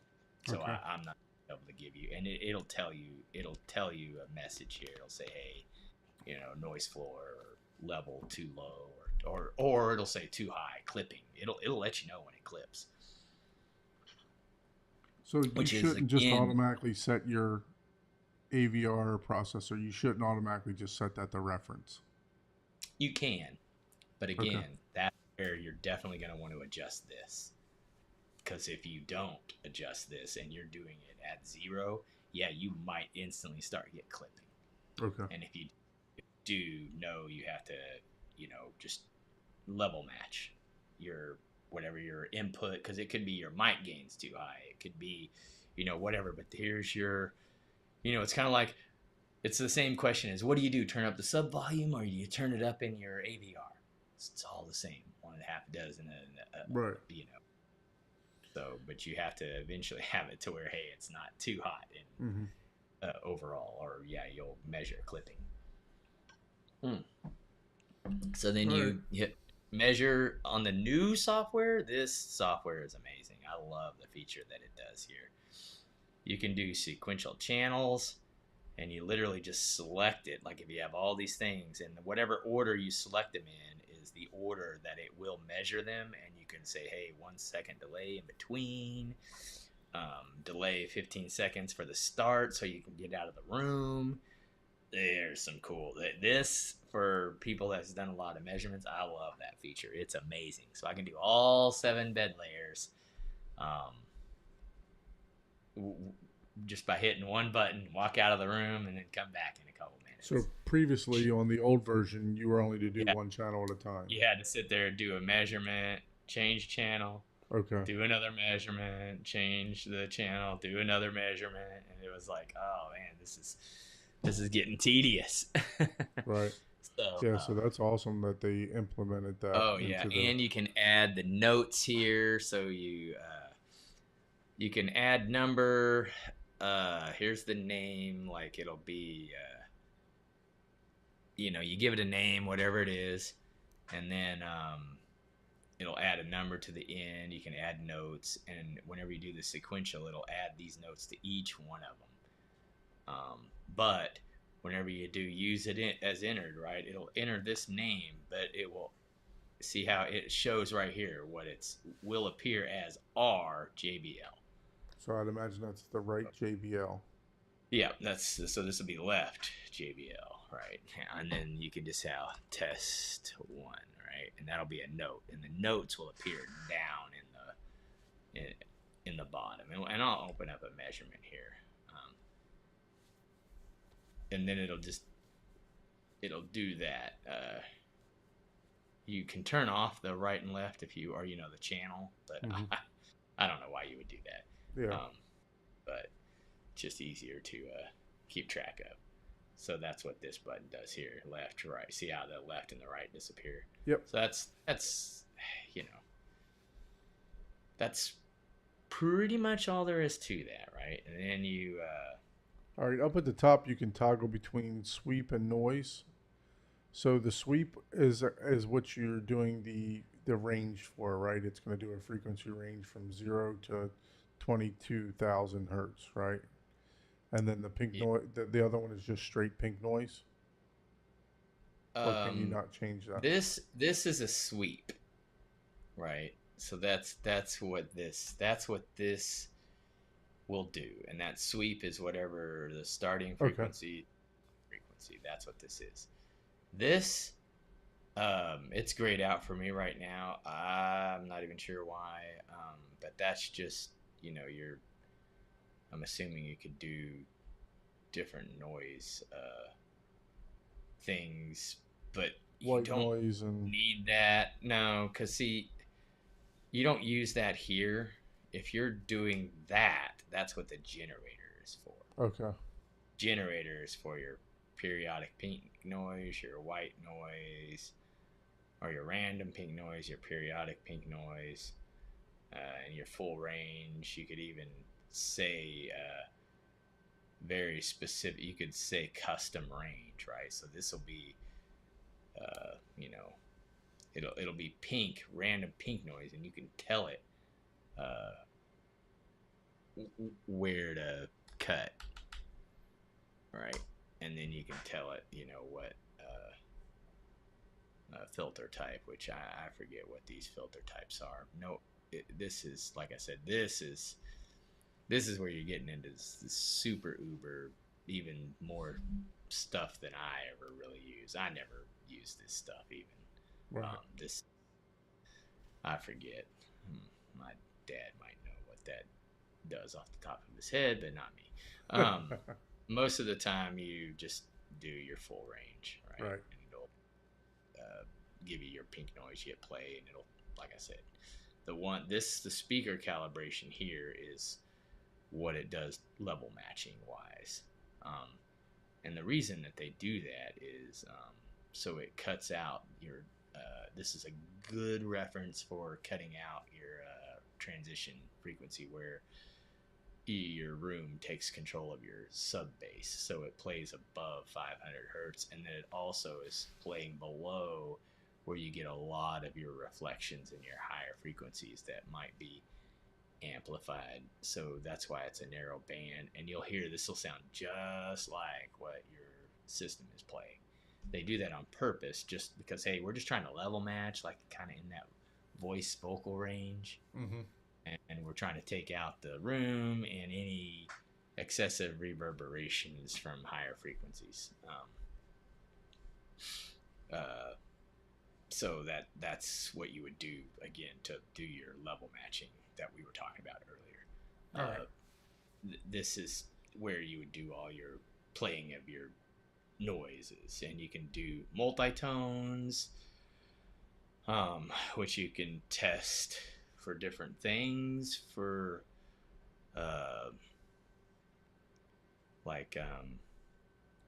distortion, like if you're playing like multiple tones, multiple phase tones for testing distortion and stuff like that. and obviously you could do, this is a good way to blow up the speaker. You can do straight sine waves, basically just float your speaker. You know, you can, no matter how awesome the speaker is, you can sit there and just do a constant, 20 hertz, and that coil will eventually give out. Overheat. Yeah, it doesn't take much, especially Right. if you're doing it high SPL. So you got to be careful. You don't want to just be sitting there, oh, hey, listen to this. It's like, oh, that's awesome. It's like, yeah, it's made to that. Again, this is the physical energy that it's doing. Hard, like Right. that is the voltage that it's sending, constant. Which you would look at this noise here and think, oh, well, that's so much more. But see how it's changing. There's tons of little micro rests in between there, as opposed to this. It's literally, oh, I'm voltage and I'm full voltage right here.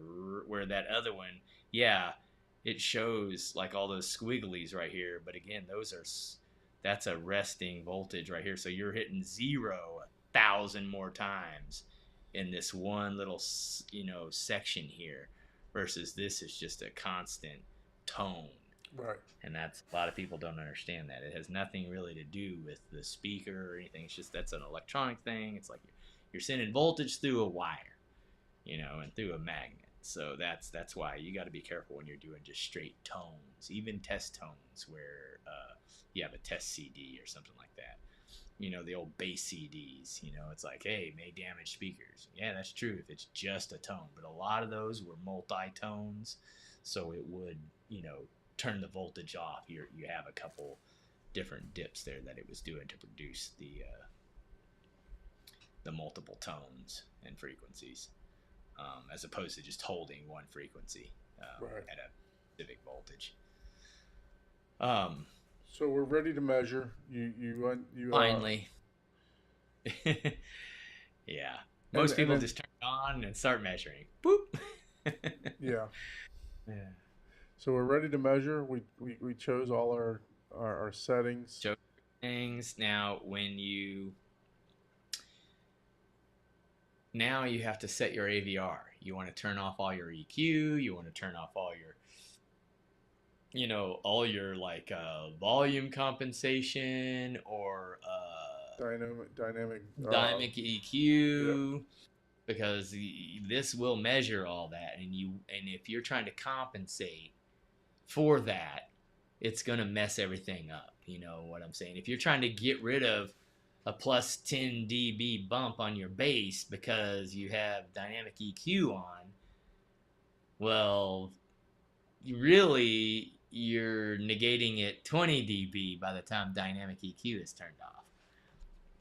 So you got to be, you got to make sure that you're assuming straight perfect signal. If you were to just take the speaker output and put it directly into the input of your device, So almost like direct mode in your AVR.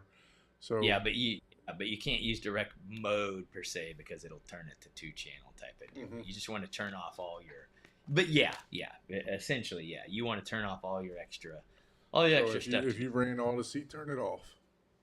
Now, that's not to say that that'll give you your baseline, right? That's how you get a baseline. And you want a baseline, right? So then you can turn that back on and then measure again and see what it's doing. Right. Then you actually get to see, oh, this is what that's doing. And it teaches you. That's what it does. Like you may not know, like, oh, well, what does this do? What does bass boost do, right? And you're like, I like it. I don't know what it does. And then you realize, oh, all it's really doing is giving a 3 dB bump at, 60 hertz. Really? What? Oh, man. And then okay, that's what I like. So let me see if I have any measurements. So once you get that set up, then your you 2,000 measurements that you got. Yeah. I don't even know how many this one has. I think it tells you how many in here. I am curious. Let's see. I think it tells you. And 3581 measurements made. and that's just with this software. That's I up. use other people's remotely. Yeah. That's a lot. That's a lot. Gosh, that's a lot more than what I thought. Okay. Anyway. So Paul's pastime is REW. If you, so we do have an expert here. That's just scratching the surface, to be honest. Uh, that is funny. That's a lot more than it was last time I looked at that number. By about like, god damn, what? What are you gonna do tonight? I'm REW in it, man. Yeah, yeah, man. I'm going to the REW bar. um, that's where Fred's at. he's well over 1,000. I know that. Fred will know what that means. So then you hit measure start, and then it does your stuff. Let's see, what do I have? Do I have any? Do you have any? I don't know if these are the. I don't know if any of them have.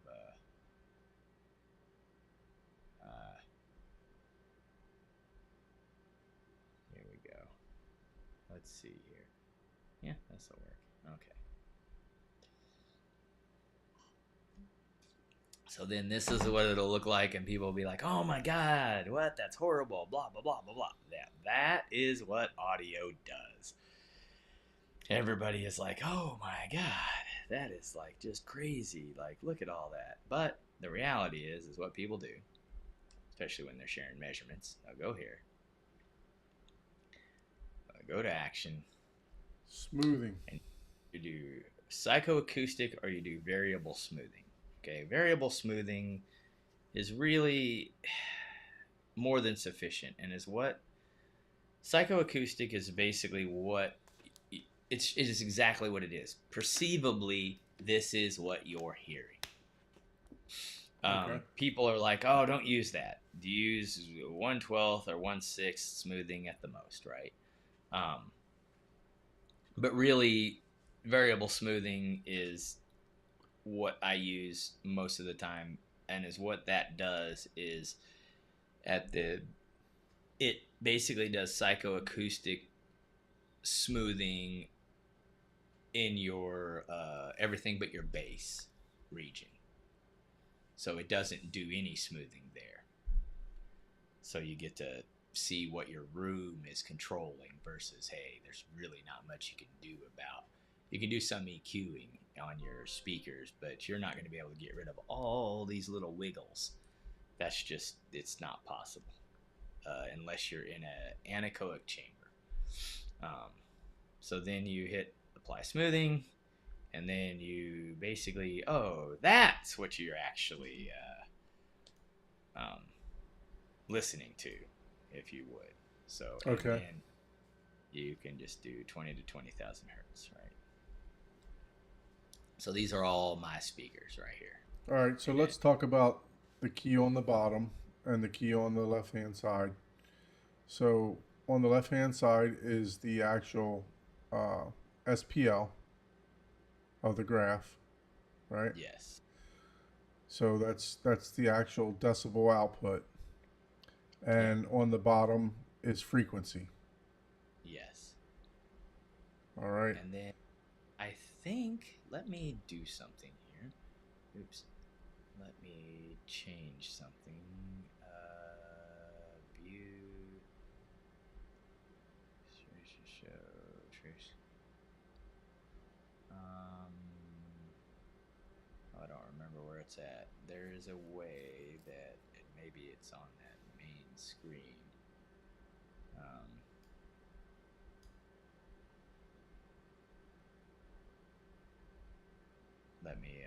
It might be over here somewhere that I don't remember. Because you can turn on a thing where it'll show you what each one of these ranges are, basically.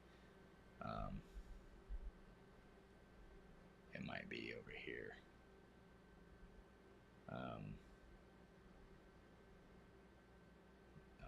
See, I updated and I think it turned that off. Control, show frequency bands. Here we go. Ooh, there we go. I knew it was somewhere in here. Okay. So that's up here in the controls. You hit show frequency bands. Okay. And it makes you sound smarter if you're never doing this. If you've never done this, I don't even notice that. But then you'll know, oh, here's the mid range, right? Oh, here's the upper range. Here's presence. Here's brilliance. You know, here's bass. Here's low mids. And here's sub bass, right? So, and that's that just gives you a reference. Now, this is what REW chose to do here. There's no hard, fast rule. Back in my day, as you notice here, it's 60 hertz. Just for ease. Oh, shoot. Oops, I clicked a button. Back in my day, just for simplicity, we said 50 hertz and below was sub bass. 50 to 500 was bass. 500 to 5,000 was mid, and then 5,000 to 20,000 was high. So let me ask you on this measurement, and someone let me know that the mics were a little low, so I turned them up. But if we're too loud, okay. I'm probably over here falling asleep because this is boring, right? No, I'm you're not actually measuring something. You actually got my attention pretty good. But so let me ask you this: this is your combination of all these speakers here, left, right, center. Yeah, this is all SPLs right here that I have on So here. you turned in essentially you turned off all the EQ, everything from your receiver. Yes. And then these are just natural crossovers from the speaker, correct?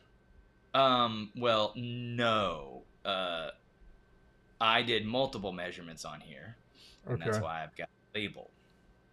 And what I'll do is I'll show you an example. So, clear selections. Here's my left speaker. This is left JBL through. This is no EQ, no nothing. But then I have a left JBL natural. That's the EQ, the natural EQ that it did. You notice it really didn't do much there. Mm-hmm. And then I've got JBL left front EQ. And then I've got, there should be one more. JBL flat. Flat. Boom. And now look, the difference right there. That did something. So these other EQs, at least on the YPOW, because the YPOW kind of sucks. People know that. I joke about it being amazing, but it is very limited. It only has like 7 bands, and they're kind of fixed frequency bands. But as you can tell, the flat actually improved this speaker by quite a bit. You see it right here. Yep. Like it brought the frequency range all the way out here. So what did you do to make it change that? This is just the built-in, like running Odyssey, having it on or off. Then, Yamaha, it has 3 different frequency bands that it automatically creates. It's exactly through means off, so straight through. Then there's natural, flat, and front. And that's the 3 different EQs that YPOW has. And as you can see, you take your the slider and go back towards 0 frequency? 0? Yeah. Yeah. All right. So I guess my question was, obviously your left speaker is not going to play, infrasonic, right? So how, if you just did a through, how is it not playing? It should have some kind of a crossover in the speaker, right? That stops it from playing those those lower Yeah, frequencies. when you turn off the EQs, you're not turning off the your high pass. You can, if you do an initial, you can do full range if you want. If you're trying to figure out what your best crossover frequency would be. This is with my 80 hertz crossover frequency still running, but these Okay. speakers also don't produce sound below 75 hertz. So Right. So the natural crossover would pick up, and that's built into the speaker, and it should cut them off from playing. Correct. um, Playing at those low frequencies. if you have it turned on in your receiver and you have them set to small or not large, and you set the crossover frequency, that's the only way it's going to stop it from producing the lower frequencies. Unless you have some special device or it's an active speaker that has a limiter built into it. And most speakers, a passive speaker does not. It will literally play through the speaker 20 hertz through 20,000. Now, this speaker, even if I had this crossover turned off, would look probably exactly the same, because the speaker, even though it's getting that signal, it just can't produce it. Right. The coil's getting it, and if you just constantly try to give it 20 hertz, or in that range, it just wouldn't. It would just, you'd never hear anything. Right. It's not capable of playing it at a volume that is perceivable compared to what the rest of the speaker does. So, I mean, all speakers play all frequencies. It's just whether or not it's audible. Right. So, I mean, you could sit there and see it moving. If you were playing like 4 hertz, it would be like, you would see it, but you wouldn't, or not 4, but, like 30 hertz. Like if I was playing 30 or 40 hertz to that speaker, you could see that speaker maybe moving, but it's not, it doesn't have enough excursion to really give it volume. That this is a very specific design speaker. So Okay. it's designed to have more output within the range that it does produce, which if you look, it is an actual very narrow frequency. Technically this is only going to about 10K, this speaker that I have, which I absolutely love this speaker. Anyway, so yeah, there is a crossover. I didn't say or mention that, but yeah, you wouldn't necessarily turn off your crossover. You could just run it at 80 hertz, which most people do. You can turn it off or turn it lower and kind of mess with that to Right. see. You can Depending change that. upon what your speaker's capable of. Yeah, you can see how that affects your. If you got JTRs and they got 10-inch 10-inch woofers mid-range, and Mhm. you can obviously drop your crossover. Now, so let's talk about that, because Jeff uses some, super expensive crossovers in his speakers, right? Mhm. So Yeah. I guess my question is, if you opened up your AVR, you turned all your crossovers off, you let the full signal go through, and that speaker that Jeff applied his crossover in, it should work the same as turning on that particular crossover in your AVR, correct? No, not at all. The crossover in your AVR is a high pass filter. Most speakers, unless they're active, do not have a high pass filter. Okay. The physical characteristics of the speaker is a limitation, aka it's not a crossover, but it's not producing that sound. It's just not producing it. It's not normally crossed over. There's normally not a high pass crossover, because that's what that is. That's, you're cutting out the low and passing everything above it. Higher than this frequency, let through. A speaker does not have that unless it's an active speaker. I believe SVS subwoofers have a high pass in their subs, but that's at, like, if it's 25 to 200 hertz, like PB, 1000, like I have, there's a high pass filter in there to protect the driver. So it's not doing that, which speakers normally do not have that. So there's nothing there to protect it. It doesn't damage it normally. Under normal conditions, it does not damage a speaker. It's just not physically capable of doing it. It's no different than if you're yelling, right? And then you're doing this. I'm talking the same volume, but I have, it's totally different. That's where speaker design comes into, and it gets really complex. There's trade-offs. So is what happens just because you have a big driver in a speaker like this speaker right here. It has a 10-inch mid driver and a 1-inch true compression horn. It's capable of 96 dB sensitivity, true sensitivity. This is a commercial speaker.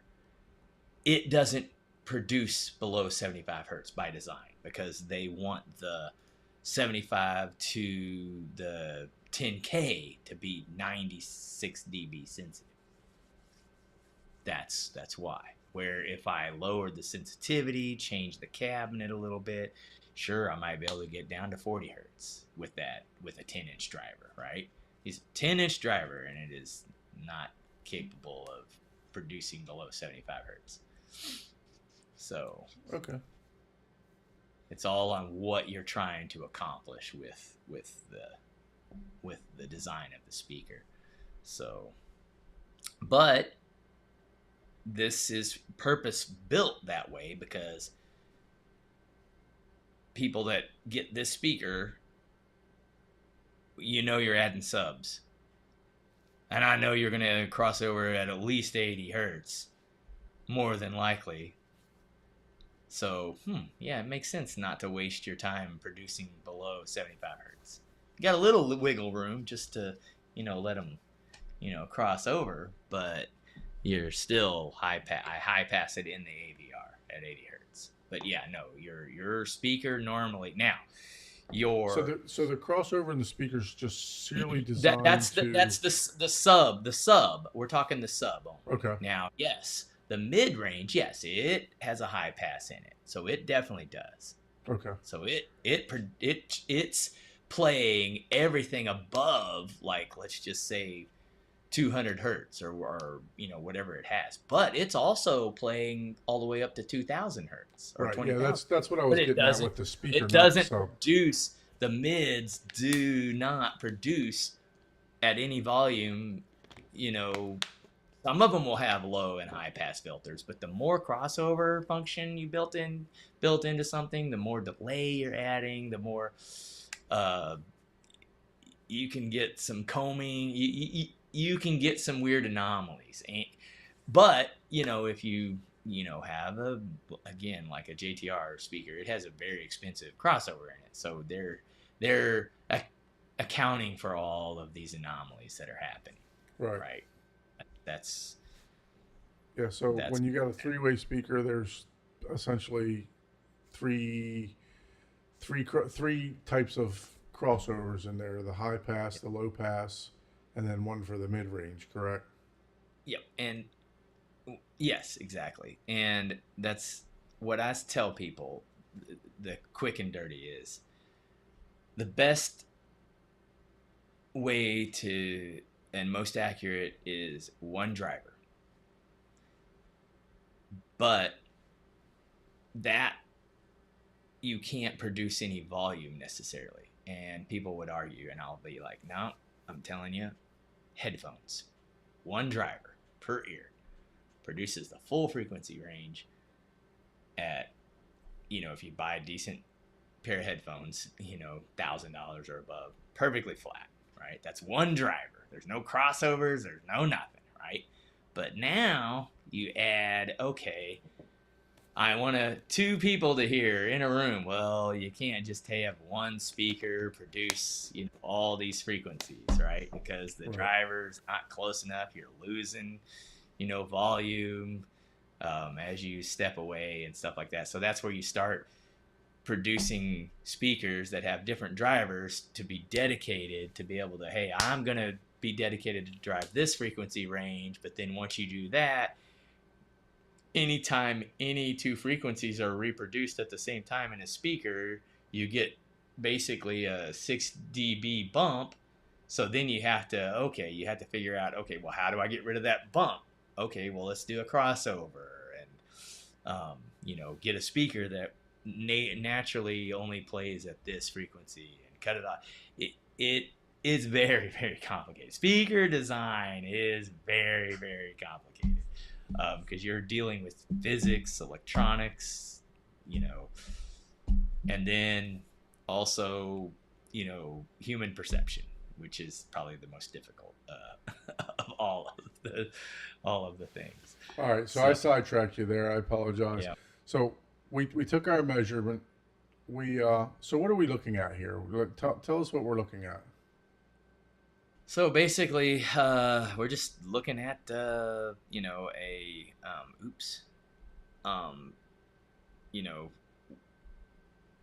roughly, you're looking at my left speaker right now, and this is how I actually play it, right?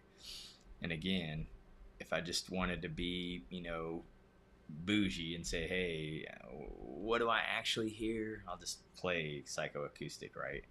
So this is kind of what I'm hearing out of this system. So it's relatively flat. And again, you can go out here or in, right, to flatten this out. A lot of people will do that, right? They'll be like, oh, let me just flatten this out. Look at this. Oh, look at how flat that is. Oh my God. So but we're looking at 60 hertz. It's playing about 85 decibels, correct? Yeah. 84 decibels. Yep. And that can also be adjusted by the volume being turned up and turned on your actual AVR, right? Yeah, so is what you normally would do, right, is you would go over here if you want to know, okay, let's see, what is this speaker doing at what I'm actually listening to, right? And I would say, okay, at the level that I listen to, or what this speaker is capable of, right, which is right around here, 80 to 10,000 hertz, right? And then this will just tell you the 80 to 10,000 hertz, I've got a negative 0.78 dB per octave, a span of plus 3.6, minus 3.7, which is pretty good, actually. So, for those of us that have no effing idea what that means, what does that mean?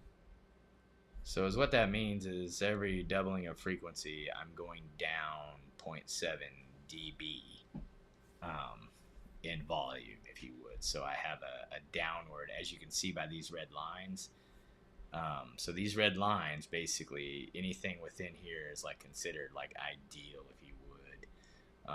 As you can see, I'm a little bit high here, a little bit low there, a little bit low here. But within this line, humanly perceivable is not noticeable within this line. People that listen and train and hear all day, sure, you might be able to do this or hear some of this differences, but you would literally only if you were familiar with the room.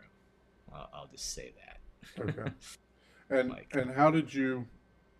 Because I just saw you draw those two red lines. What did you do to actually do that? so is what you do is you click, you hold the shift down, and then you scroll, and then you let go of your mouse button and Okay. the shift, and then that'll give you a calculation of your. A lot of people don't do Yeah, this or do that. for a freeware, this software is super intuitive. I mean, it's. I'm sure you can go It's into the weeds as much as you want with this, right? not. It's not that intuitive. I will tell you that. Really? Someone, yeah, it. There's so much training on this online that's like legitimate training, and they're actually, thoughtfully thought out processes and flows that obviously we're not doing here. We're just like two dudes talking. um but it's to be honest, from someone that does a lot of stuff, it's not that intuitive. Once you get familiar with it, yes, it is. It's great software, but for someone that doesn't know where to go, doesn't know what to do, it doesn't have. It's not bad, It's not but user it's friendly. yeah. There you go. So that's So it which kind of means reminds me of a yeah, comparison, right? You got the Lumagen processor that you need to know where you're going and what you're doing in each category compared to the Mad VR. yeah, It just yeah, gives you a yeah, nice yeah. user friendly GUI, Yeah, yeah. This is definitely for a a tweaker. semi-advanced, Yeah. someone that already kind of knows audio, knows what they're looking at. Like, like I said, it's not bad. I'm not saying it's bad. It's great. It's an amazing software. But someone that kind of knows what they're doing, I guess. You go into certain spots, you're like, wait, how the hell do I do that? What the hell? But it's improved quite a lot. Like this is it has improved over time, and it keeps improving, which is amazing. So it's I, and I only say that not because I'm saying bad things about it. I'm just saying if you use it, don't get frustrated. It's not you. There are some things in here that the workflow mentally isn't quite there for your average Joe. Like if you're more super technical, it may actually feel, oh yeah, this makes more sense, this workflow or this. But for someone I'm kind of a cross between both. As an actual engineer, I'm way more social than most of the people that I work with. Most engineers Right. have zero social skills. So I'm a little bit, my user experience is a little bit different, so I'm an oddball. So it's yeah, it's not necessarily intuitive, and there's so many people that any forum you ask a question and they'll tell you. Now you have to take everything with a grain of salt because everybody thinks that they walk on water with any opinion when it comes to audio. So it's Right. one of those. Like someone would look at this and say, "Oh man, you don't even go to 20,000 hertz," and then not realizing, most humans don't even hear above, actual room in a room. You don't hear above 16K, even though I'm pretty low on that, right? But I myself, I don't like, and the I harm mean, and you don't want curve. to get those new speakers that have the diamond coating on them that go to 40,000, 40,000. Yeah, yeah. Oh God, no, not at all, not at all, not at all. So, but that's this, and then I don't know if I even did my bass in this one. I probably didn't. Let me look. So we're looking at this measurement. It's just telling us, okay, this speaker is relatively flat across all the frequencies up to 20K or 16K, like you said. Yeah, And the question is, are we looking for a flat response? Are we looking for a boosted response in certain areas? Do you, that. you want to do the Harman smiley face curve, right? That oh, that's to me like I know to me that's preference. That's what do you like?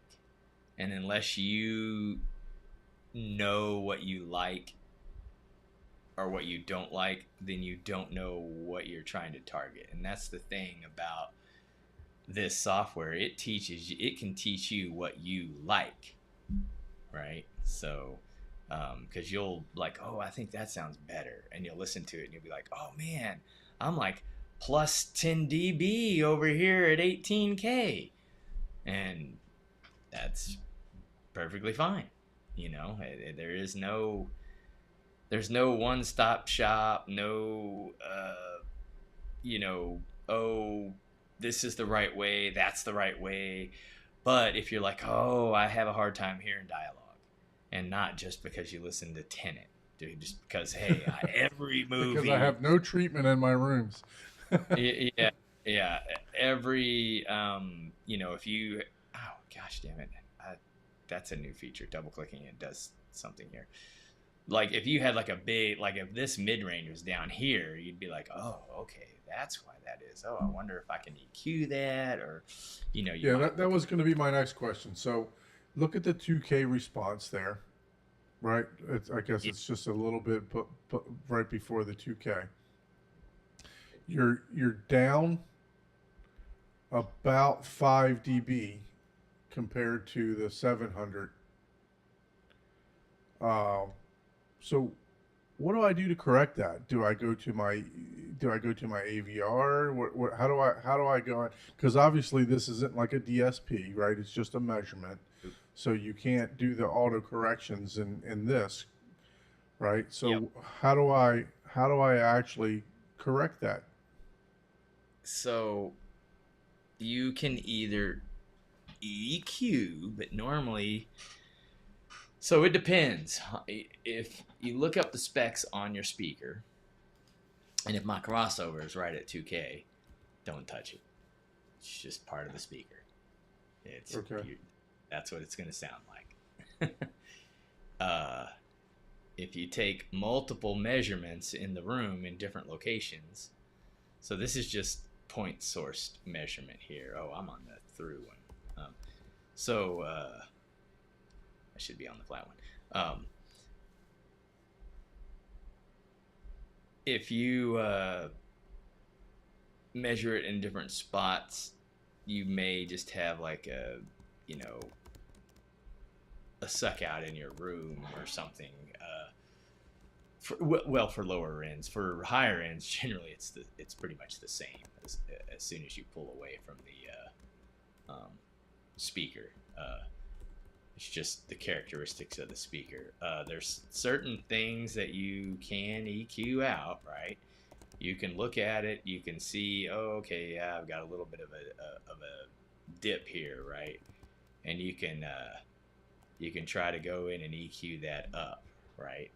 You want to be careful if you're EQing up. You only really want to do, I wouldn't do more than 6 dB boost anywhere, and you would want a pretty wide Q if you're doing that.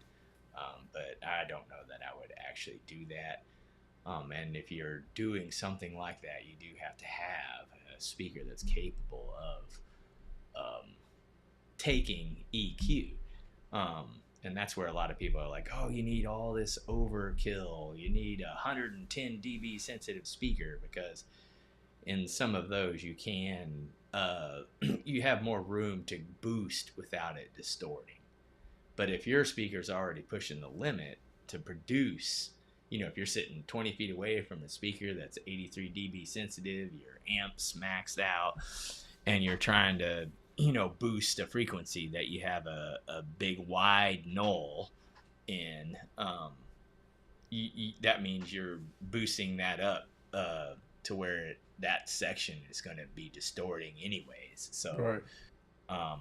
A lot of this stuff you generally use EQ. I don't have, again, because of the wipeout, I don't have an advanced EQ system, so I just live with this. It's perfectly fine. I don't know that you would ever know that there's a, and technically, like I said, because remember, this is a slope, so it's not, you're not really looking at, this right here is, because everything's relative to this line, right? Not relative to the highest point. Okay. Because that's kind of how we hear psychoacoustically. So even if this was like straight down, like at a 45, now that would be a pretty interesting speaker, but someone might like that sound, right?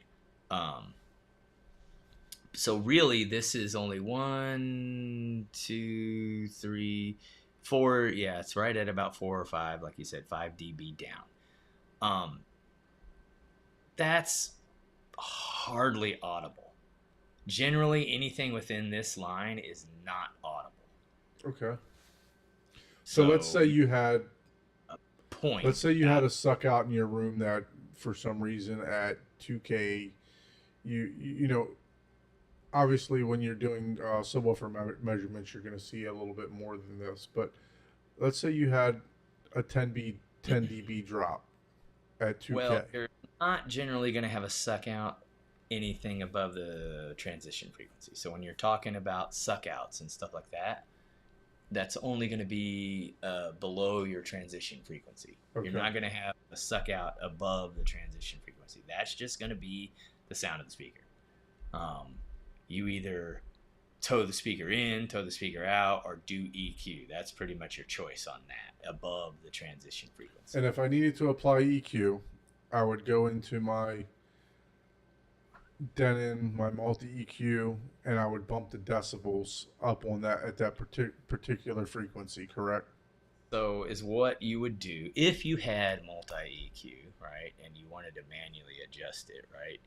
You would say, okay, what do I need to do? I want to do this. I want to do a EQ. So I say EQ. All right, what do I want to do? So you tell it what your thing is. I'm going to say, I have mini DSP 2x4 HD. I'm going to say my target right here is subwoofer. But if you wanted to do your full range, so I'm going to say, hey, full range,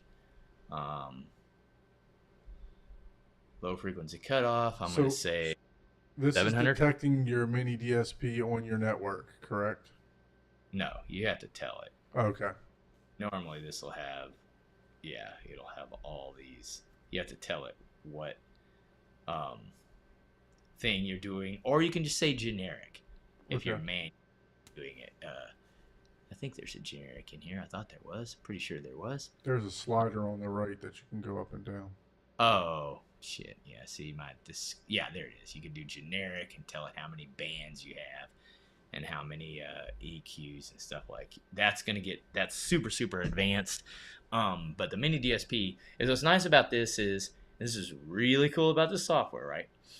You tell it what you have and it automatically populates the Q step, which if you don't know what that is, that's like you have a Q, right? It might be 1, and it might be 1.2, 1.4, 1.6, 1.8, 1.10, or 1, 1.5, 2, 2.5, 3, and it has your frequency bands, whether it's fixed or whether it's variable. That's what this is. It's loading those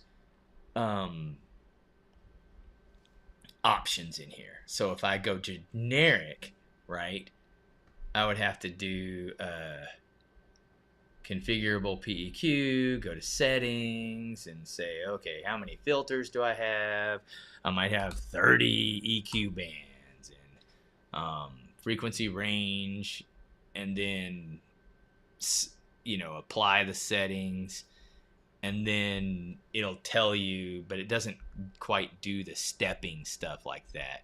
I haven't messed with this generic one since the new software, so honestly, I don't know what all. Here. Oh, it actually does give you that. Awesome. Okay, cool. So this is new, which is amazing. I'm just going to step away for 1 second, but yeah, so keep talking about this. this gives you the step that you can create. So if you have like YPOW, for instance, um, you can tell it, hey, I have a frequency range of, let's say, whatever, 700, because that's all I'm doing, to 20,000, and the steps in frequency are, this, and then the gain you can set are in 0.5, and then the Q also has a step of, like, I think in YPOW it's 0.2, and it only goes from 1 to, like, I forget, 5 or 6 or something like that. So then you can hit apply, and that's whatever limitations you have in the actual software, like your EQ. I think Odyssey, you buy the new stuff, it's unlimited type of deal, so you would just use like another, you wouldn't use generics for something that's actually limited. But me, I have a mini DSP for my sub bass, but for this, I am just going to use, I'm going to use extended, I'm going to use full range, I'm going to tell it the cutoff is 700 hertz, and I am going to look over here, and I'm just going to put my 20 to 20,000 hertz. I'm going to look at and line this line up right here to about the midpoint of all of my EQ right here. And if you notice this blue line, so I probably should lower this to like 200. The blue line is where it's EQing right here.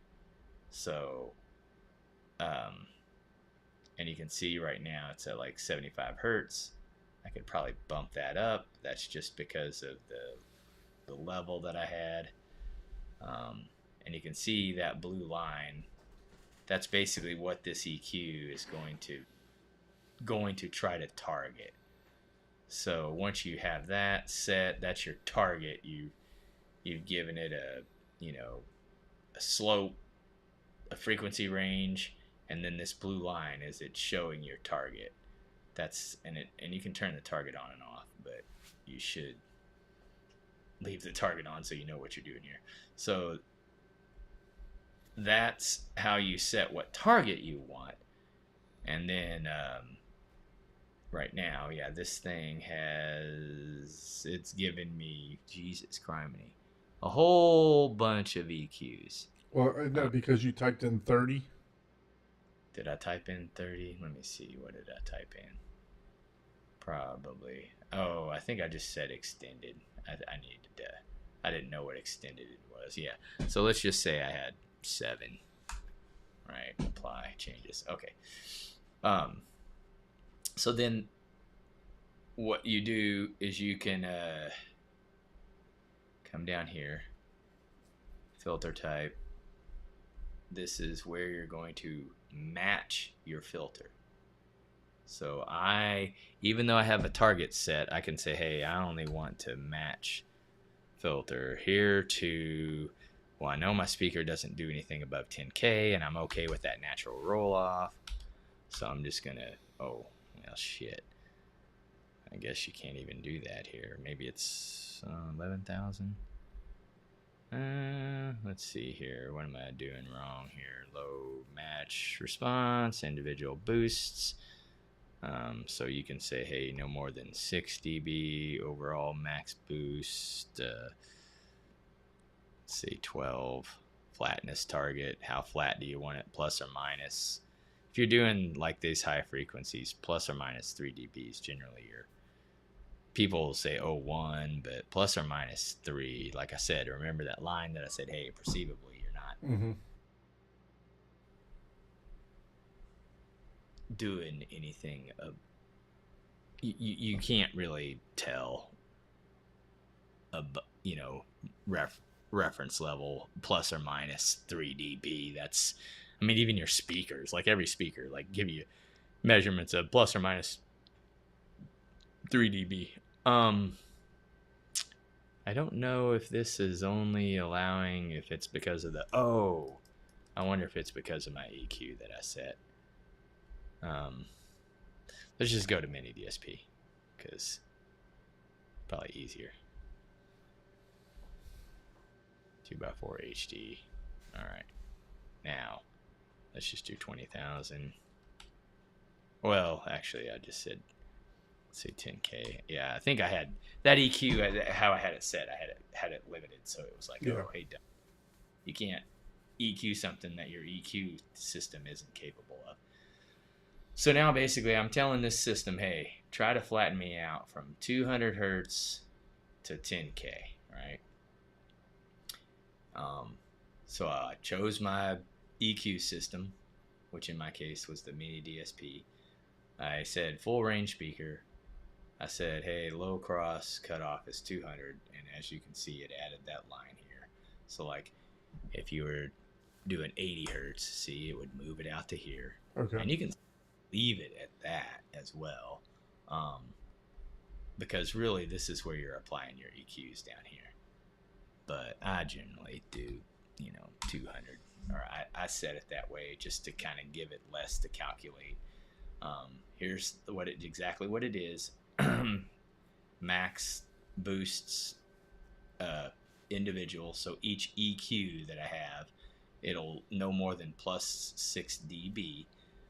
Overall max boost, I just did 12.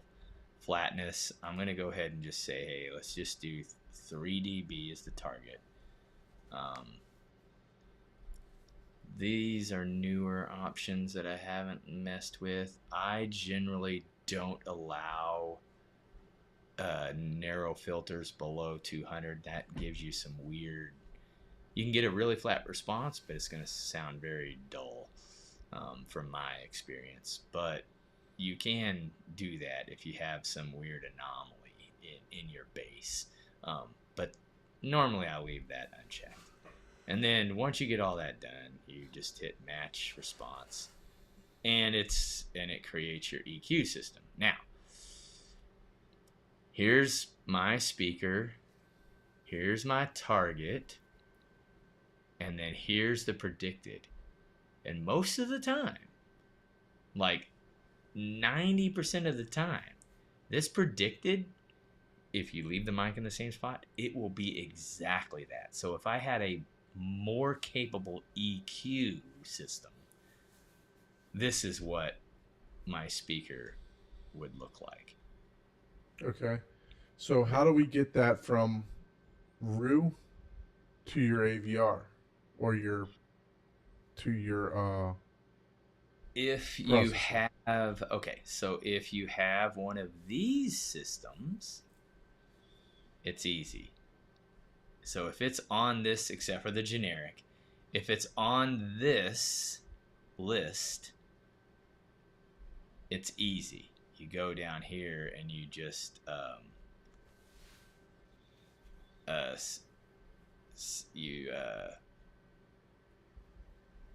save filter coefficients. Okay. And is what that does is you would label it left speaker. Is what that does is it creates a file that then you can upload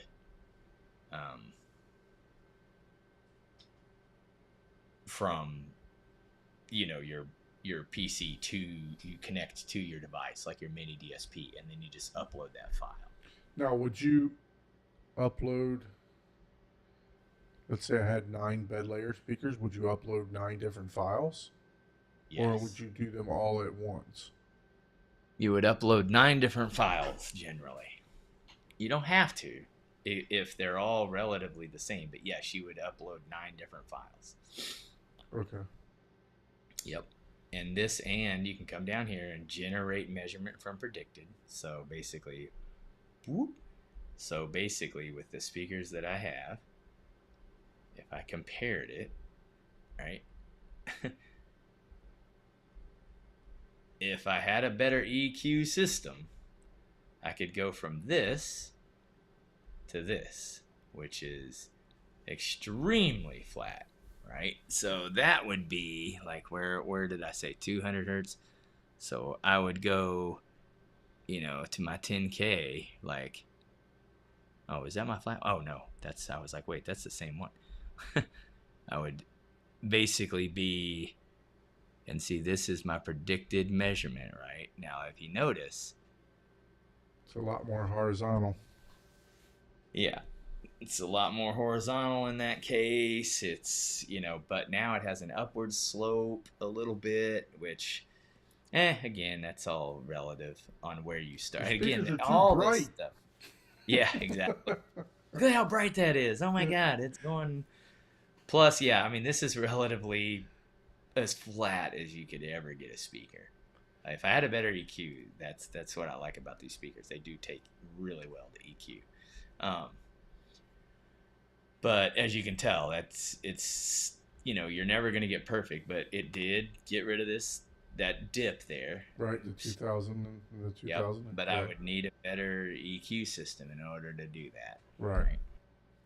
So, Okay. but again, it's not, it's not like, oh God, that's, like I said, within that line, you're not hearing a difference. So, I don't care what it tells you. All right, But, so you got your files. You Yep. uploaded them into. I keep saying Denon or let's Yeah. just say whatever. You upload them into the system that has the EQ, whether it's a mini DSP, if you're doing, because mini DSP, a lot of people use that for bass or subs, Right. but that can do 2.2. You can have a left or right and two sub outs. Yeah, so you upload it into your AVR or your processor 9 times. Well, one for each. Or however times your bed layer speakers are, or whatever you're looking. Yeah. Each, like if you go into each, speaker, generally it'll show you. Well, on some of them, it'll show you what you EQ'd or what the system auto EQ'd. You know what I mean, for each speaker, and that would be the same thing here. You would have an EQ file for each speaker that you would upload to whatever system or EQ system you're doing. Right. So now you've uploaded that, right, 9 times. Mm-hmm. Do you run Odyssey? Because if you run Odyssey or Dirac, it should wipe all that out, and it should use exactly what Dirac is telling it to do, which is basically what this did, correct? No. So everything is a little different. You can... But that's the thing about EQ systems. Every one of them does something different, and they have their own target curve. Right. If you buy the app, you can kind of more adjust that target curve, but without that, you really don't know what they're targeting, right? I mean, you could be in here, right? And you could say, okay, let's see, my target, let's just say my target is, the same, but I want a, where is this?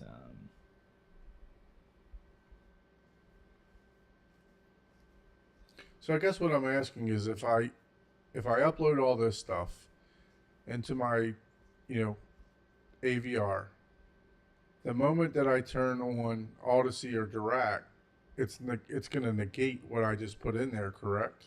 Correct. You would use Odyssey or Dirac to get your measurements, distances only. That will do your time alignment, if you would. And then you would do this for EQ. Now, Normally people are using the built-in auto EQ unless you're doing something like Joe and Chana's True Target or something. Magic Beans app. Yeah, you would in that, if you're using that, you wouldn't use the built-in app. But again, if you have this, you're going to measure and see, oh yeah, I like it or I don't like it. You'll see exactly what that system's automatically doing. And if you buy your your app where you can adjust, hey, I want the target to be a little bit different. Hopefully it's actually doing that. I don't know. I assume it does, but that's what's good about this software. It will show you whether it's full of shit or not. Because this is a third party, there's no skin in the game for this software to lie to you, Right. So it shows you exactly what's the difference is. And like I said, you can see, like I have, this is a prime example, right? I have this speaker, and then I have natural. Look, it didn't do shit to this speaker. It didn't do anything in natural mode. Okay, let me look at front mode. I know front mode turns it off anyways. That's what it does. It just allows the natural speaker to play. And I think it does something in like maybe the bass range only whenever it's on front mode. But then flat, oh wow, that actually, look at that. That did something. I went from 71 dB to 76 dB on this whole range here. Yeah. So that actually did something. So, the flat mode in my processor actually did something. If I did not have this, I would have no idea. I would just be like, well, this sounds a little better to me, or it sounds brighter to me, but I don't know what's correct. You know what I mean? The highs are more pronounced. Yeah, and that's exactly what this does. So it's actually doing something, and it works. So that's what's up. Again, this is all going to be subjective, right? All subjective to what you like. Some people say, Kefs are too bright, right? Mm-hmm. So you may not want to turn that flat on. Yep. Right? So, because it may make it even brighter. Yeah. It may literally flatten all the way out here if it's not a speaker like this that naturally starts rolling off at 10K, right? And who knows what your target curve is? You could like the Harman curve, which is the dip and the kind of like the smiley face, right? And it's very room dependent with this, because, and this is what I do like about Magic Beans or True Target, that everybody gets hung up on why it's not. So is essentially what it does, and this is just paraphrasing, it's basically EQing the system, the speaker, at the transition point, trying to take out any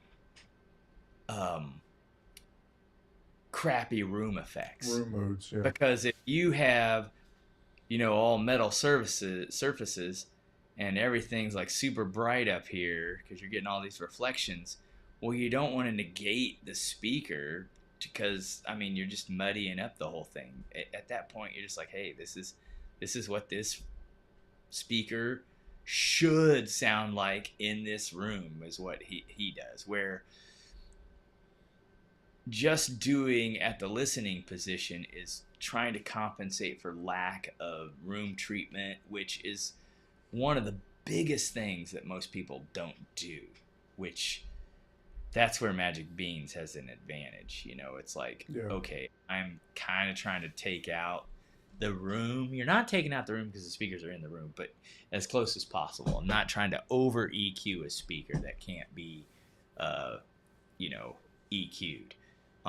And then obviously he's adding the bass, everything below that, because a lot of your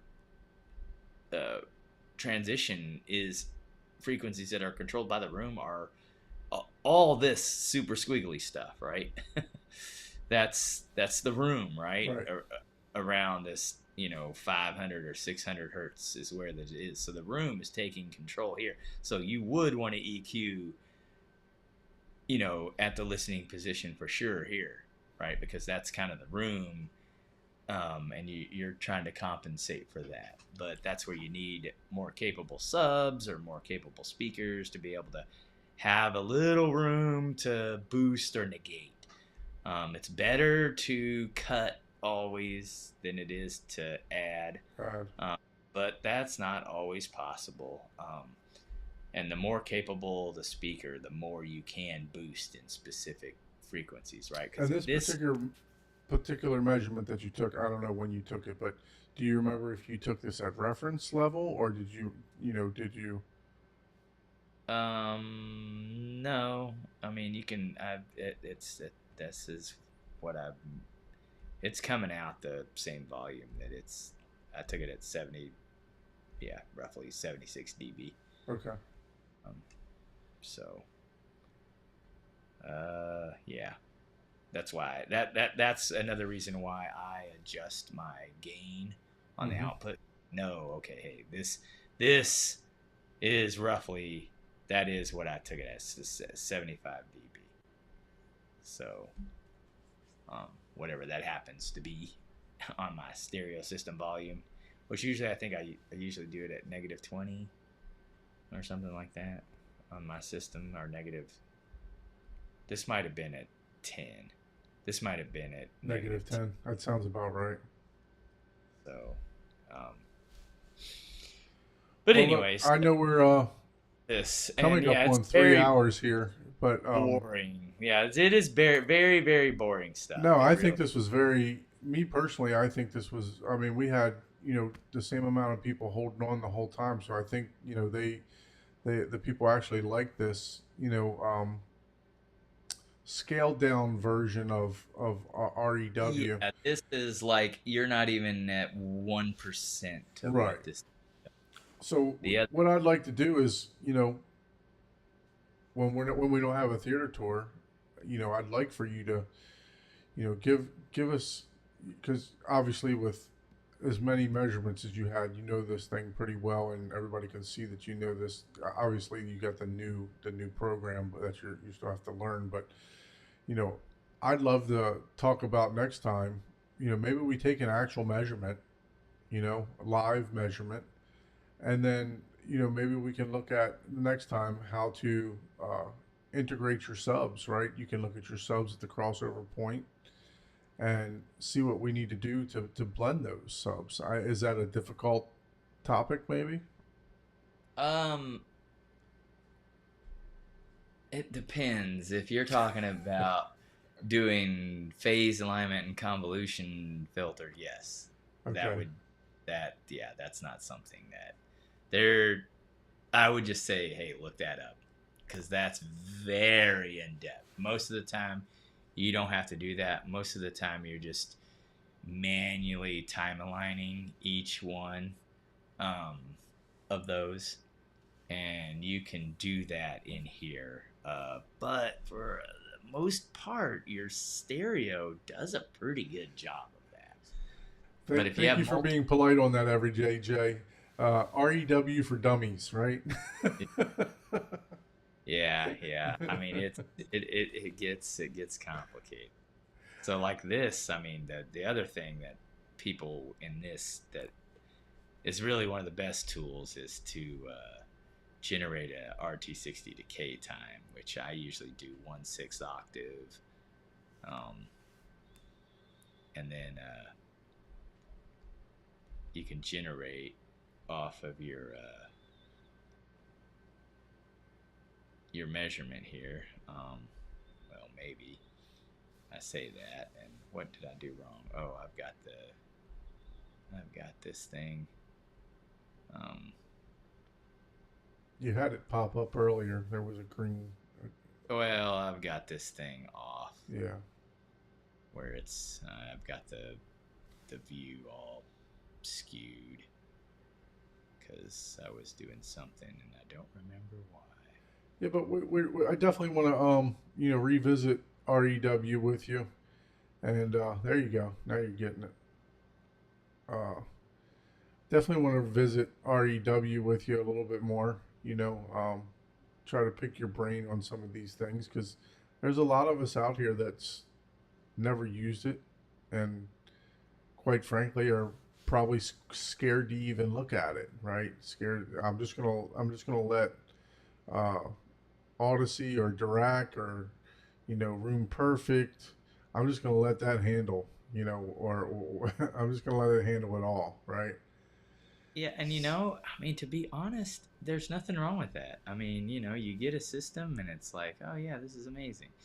And this is just fun stuff.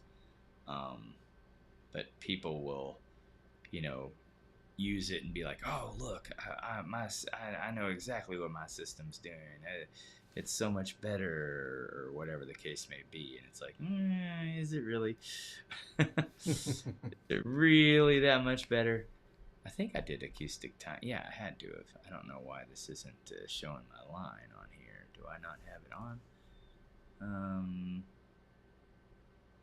I can't see it. I must be blind here. There should be a line here that shows my decay time, but I don't see it. Um, There it is. do you see it? I don't see it. You're moving it up and down now. Well, it says it, but it's not showing me the time. Let me. It should actually have a line in here. I must not have it. I must have done something.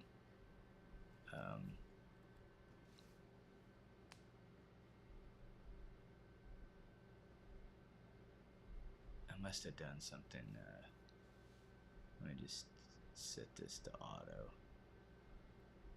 And when set, calculate the perspective, and then generate the RT60 decay time. Am I on it right? Yeah, I'm on a speaker. I was like, I'm not on a subwoofer, am I? It might be here, and I just can't see it because I'm blind. Yeah. But anyways, this is normally will show you a line across here, and actually show you. Right now, it's not working. I can see the line. I can see your access point. Well, this is my cursor. Okay. There should be. See how this line is right here? There should be a line going across here that tells you your. Oh, I see. I'm too far over. That's what it is. Yeah. Okay. Well, there's a blue line there. I can see that. Yeah, I don't see it yet. I'm blind though. Like I said, this is.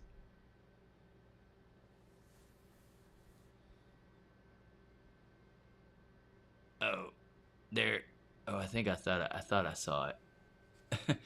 Nope, I don't see it. Oh well. All right. Well, we'll revisit that next time. We're pushing 3 hours right now, but yeah. No, I definitely like to revisit this again because I definitely think it's educational for people. Yeah, this is one of my favorite things here. The RT60. Like I said, normally there's a line here that tells you like what your decay time is, and that will tell you if you need more like absorption. Okay. So. Yeah, we'll dive into all that on the next session. We've got a couple guests coming up the first and second week of October, and then we'll probably maybe get back into this. Speaking of that, if you'd like to be a guest on the show, please send us an email to hometheaterhublive@gmail.com. Also, please don't forget to like this video and subscribe to Ike's channel, EasyHT Tech. And then if you would, please do the same with Horizon Home Theater. Definitely appreciate everyone tuning in. And we'll see you on the next video. All right. Later.